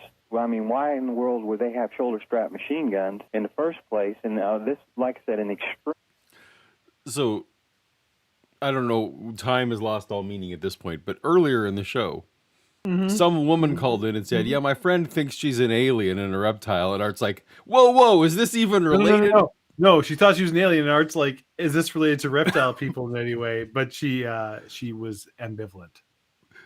Yeah. But now we've just got some guy talking about random drug busts. I'll let this slide. This is fine. Should take note in the chat there, Paul. Vesta Freya. Mm-hmm. Was at a We Can Reason pub night in Calgary. Mm-hmm. Let me tell you something right now, Vesta. Not one thing of fucking note ever came out of Calgary. Worst city in Western Canada. I was born in Calgary. That's me. People who don't know won't get the joke that I'm. So Vesta, just a bit of trivia. So I recorded a video message for that conference, and you'll be hearing that tomorrow. Ooh la la. And so say hi to Arn and Seth for me. And I didn't realize Neil was going to be there, but cool. Say hello to them for me. Someday, Mm-hmm. I'm going to have to come with you to one of these conferences just so I can meet all of the people that I have absolutely no interest in any panel, but I'll just sit there drinking with people. That is the best way. That's the best way to do these conferences. Yeah. I feel like me and Neil would get along very well. You and Neil would get along very well. Yeah. And neither of you would be. And Vishanti. If I ever meet Vishanti, I feel like we will have a very good time together. In California, up near the Oregon border. All right. Well, I've got a fax here also, John, about... Kip, the joke is that Dave is also from Calgary. I was born and raised in Calgary. I'm also from Calgary. That's the joke. So that's the joke. People who don't know, that's the joke. Yeah. But I should talk in Calgary. I was literally in Calgary just a couple weeks ago visiting my my family, my parents and sister. Yeah. Had a very nice time. Yay. Did I tell you the story? I would never go to Calgary. You would never go to Calgary. Whatever. I'm not going to out you here. Did I tell you the when I was driving home from Calgary? Mm-hmm. So I was just on Stony Trail, close to the airport. It's about to turn up to the QE2 because I'm heading up and I'm heading up, but I'm still on Stony Trail. Yeah, so up in the northeast. Yeah, and my niece calls me. My sister calls me. My sister's phone. So I'm like, pick it up, hello, but it's my niece on the phone. My niece is 7 years old, and she's like, "Oh, hi, Uncle Dave," and I'm like, "Hi, what's going on?" Because I'd literally I'd spent the morning there with her. Like I'd literally just left their house and was driving out, and I was like, "Did I forget something? What has happened?" And she's like, "You need to come back." And I said, "What's wrong, sweetie? Like, did I forget something?" And go, and she's like, "Well, I just don't think you should go back to your house by yourself. Just stay here with me because I love you, and we can just, have fun together." I was like, Uncle Dave has to go. I gotta go. You be good girl. Talk to you later. Say goodbye to your mom for me. There's some kind of onion truck driving by. I gotta get off the phone right now. Yeah. That's awesome. Yeah, 7-year-old jerk. No, I don't want to ruin this tender moment. That was this is a lovely story, and I know the people, so it's great. But have you ever checked her for holes on the side of her head, concentrical holes that have been drilled? I haven't. She does have pierced ears, so I guess in that way, yeah. No, I haven't given a. You need to find it if there are drilled holes in her skull, Dave. Yeah, maybe. I got a nephew too. He's only 5. That's the right age. It's no. Maybe I'll message my sister tomorrow. You should check the skulls. This should be. We've got. I'm trying to imagine in my head the response my sister would give me if I, hey, have you checked, my niece and nephew for holes drilled into their heads just in the fleshy part of the ear near the temple? You should, lizard people, ET. Yeah. So. And if so, do nothing about it. If so, do nothing about it. Just make note of it and be like, holy shit. And if you're on a call-in show 10 years later, and if someone mentions whole skulls, you'll have something to bond over. Yeah. Mm-hmm. That makes Well, sense. yeah. There are a lot of stories about Mount Shasta. Yes. And are you familiar with the term Lemurians? Yes, I am. Is this a group who... Are those lemur people? That's the previous civilizations we were Okay. tied in with Atlantis. And I got maybe you have lemur people. Given at this point, I wouldn't put it past anybody, but okay. supposedly lives in or under Mount Shasta? Well, from what I've been able to discover through my research and through Yes, research what of you've other been able people. to discover through your research, John. Yes. I like how he Tell says us. research constantly without any air quotes. The information I have. You know what, Dave? If I had an extra $12, if I had $10 and $2 for shipping and handling, I would get an information bundle from John. He has on that website. There's the coast to coast listeners link. Like it's still there that you can click to. It was on that. Reptoid. I'm guessing he's not honoring the. No, probably not. I don't know who's still paying to keep this. Website. I mean, I would happily send $12 to John to he get has his a Facebook page, so it can't be that to get his information box. Yeah. There's a story on his Facebook page from 2022 with Madeleine Albright and Putin stuff. All right. Well, see, there you go. So, yeah. Underground attention C2C audience. Request updates, mission statement. Yeah. This website's not loading very fast. Well, people don't need to. Like Cherry Hinkle and Tao, and like the other names I mentioned before, that appears that Mount Shasta is a shared facility, like a neutral base, like almost a Switzerland for many different races and beings. And that's why there's such a variety of different reports coming out of there of various different looking beings. As far as Lemuria and Mu, it's the Star Wars cantina, as it were, of throwing Mu in there too. And Atlantis. I do believe that. Yes, I do believe that there were past continents and other words, past civilizations that were destroyed through their own cataclysms, and some of them did escape through the tunnel system. The tunnel systems crisscrossed the world, not just here. All the way out to Maui, Hawaii. You're on the air with John Rhodes. How are you doing? Do we have time for one more call? Is it?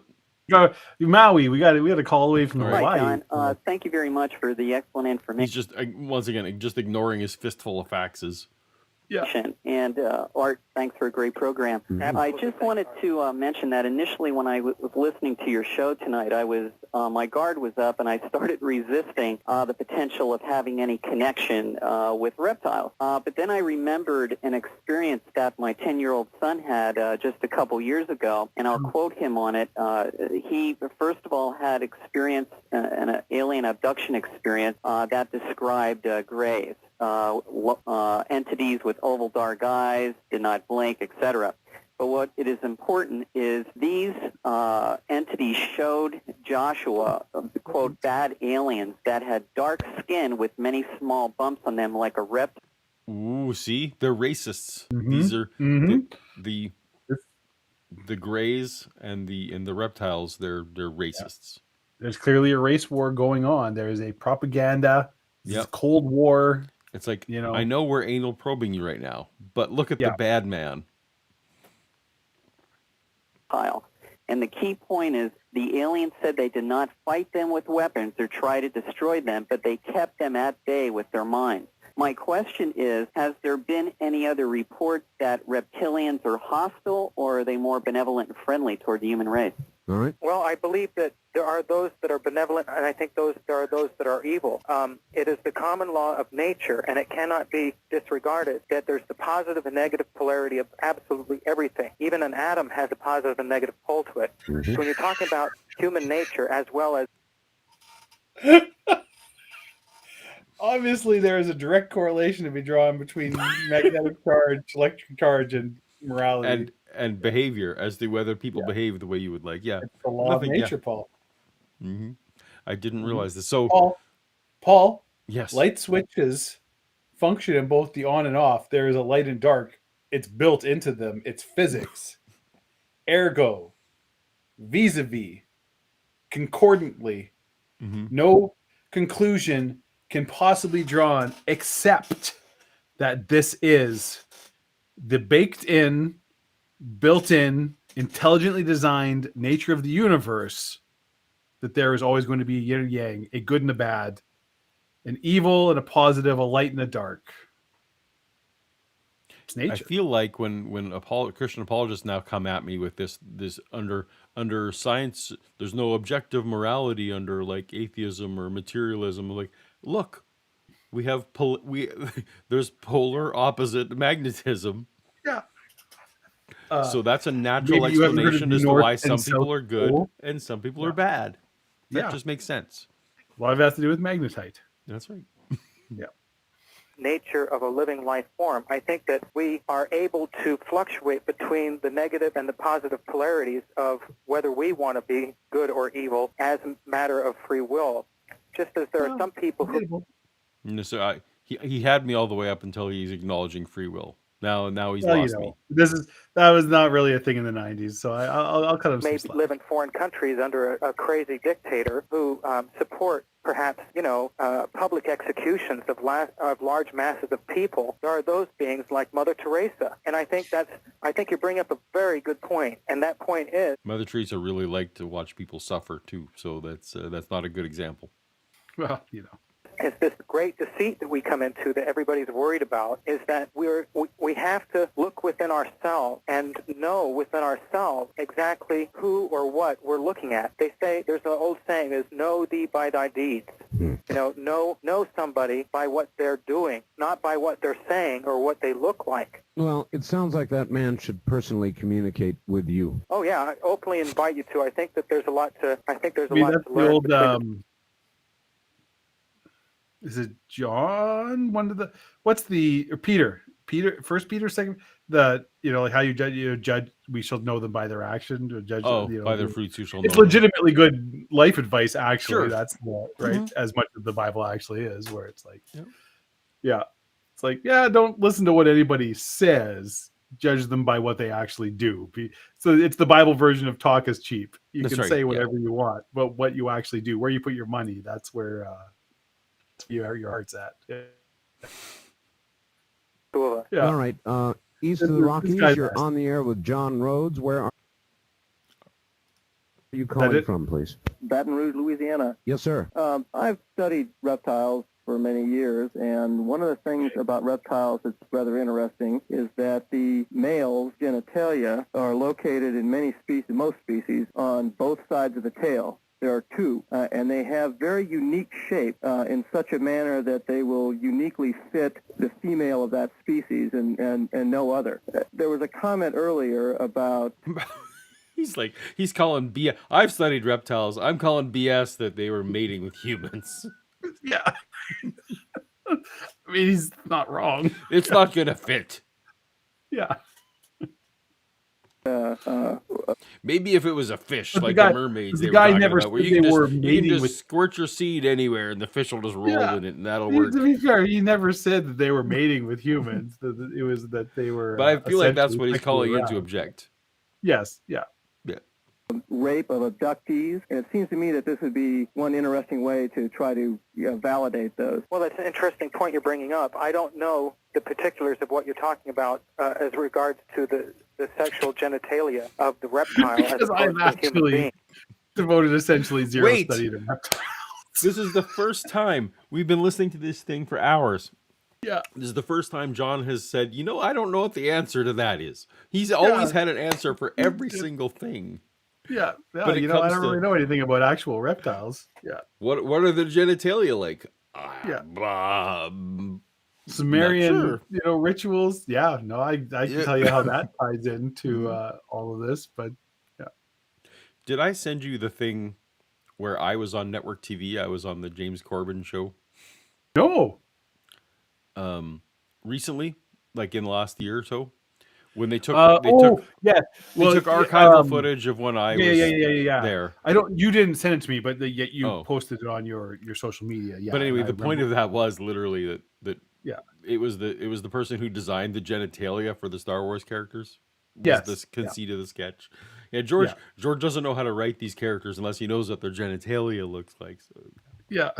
I do remember that. Yes. I feel like John is an inquisitive sort. This John Rhodes, he should have asked this question. Know. Yeah.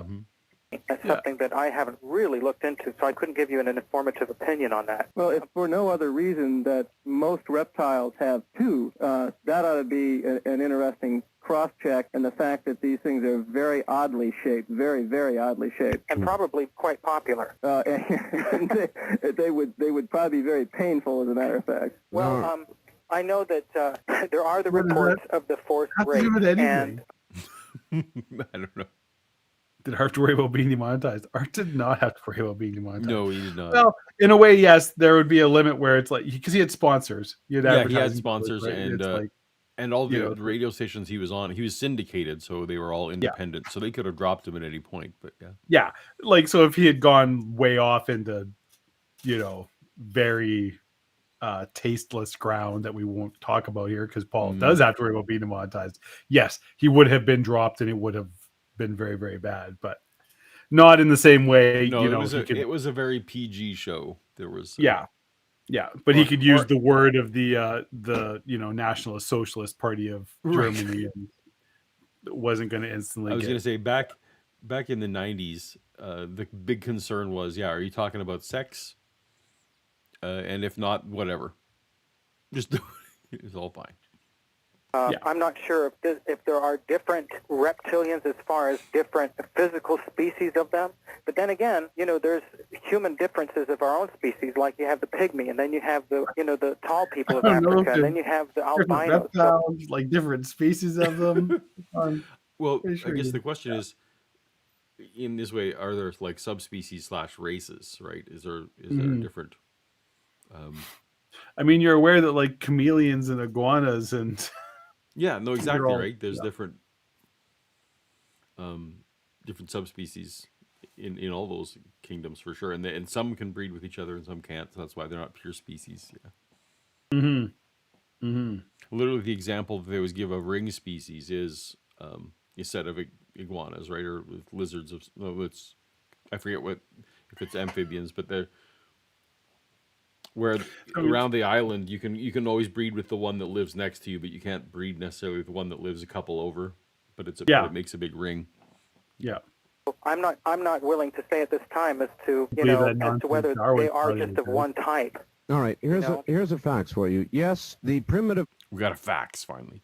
Brain positioned on top of the human spinal cord has long been referred to as the reptilian brain by academics. This information is not news. The primitive human brain, often referred to as the reptilian brain, performs the usual and ordinary biological functions which are common with the reptile and higher vertebrates: breath, hunger, thirst, excretion, sex, and so forth. Would your guest not agree the great developmental divide between the reptile and the higher vertebrates is the affection of the parent for the young? The reptile and lower animal classes abandon the egg or young upon discharge. The reptile does not protect, feed, or care for its young. The higher vertebrates, beyond and above reptilian biological divide, care for the young in varying degrees.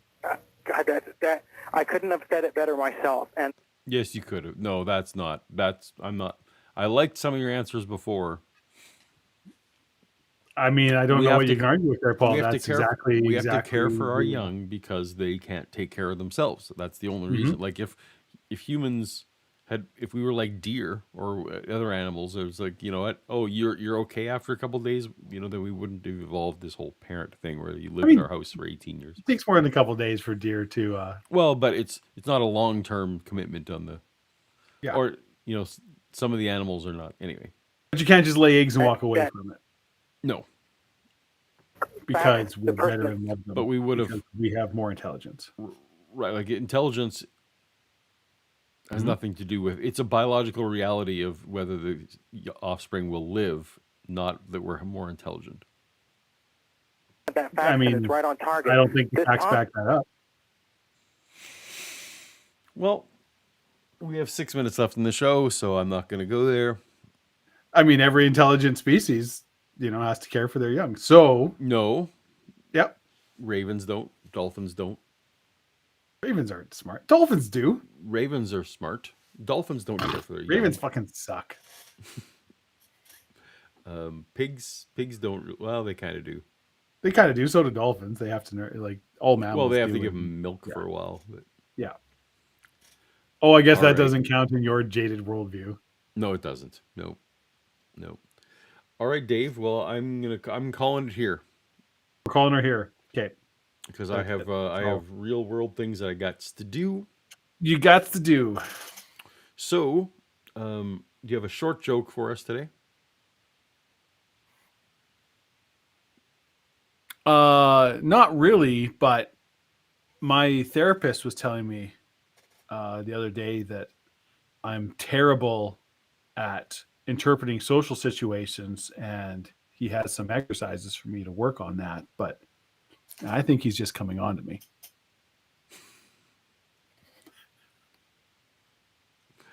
Great. You like that? You like that one? Yeah, there you go. All right, Dave. Well, thank you so much for joining me as always. And subscribe to the channel if you stuck it out this far and you're not subscribed to the channel. Well, shame on you. You should be. Shame on you. Just So you subscribe. can get the Hang around. notification as to when the next Toast to Good Toast will times. be. Yes. All right, and Good night. Good night. luck. Good luck, and farewell. Bye. Bye. And that's the end of our show.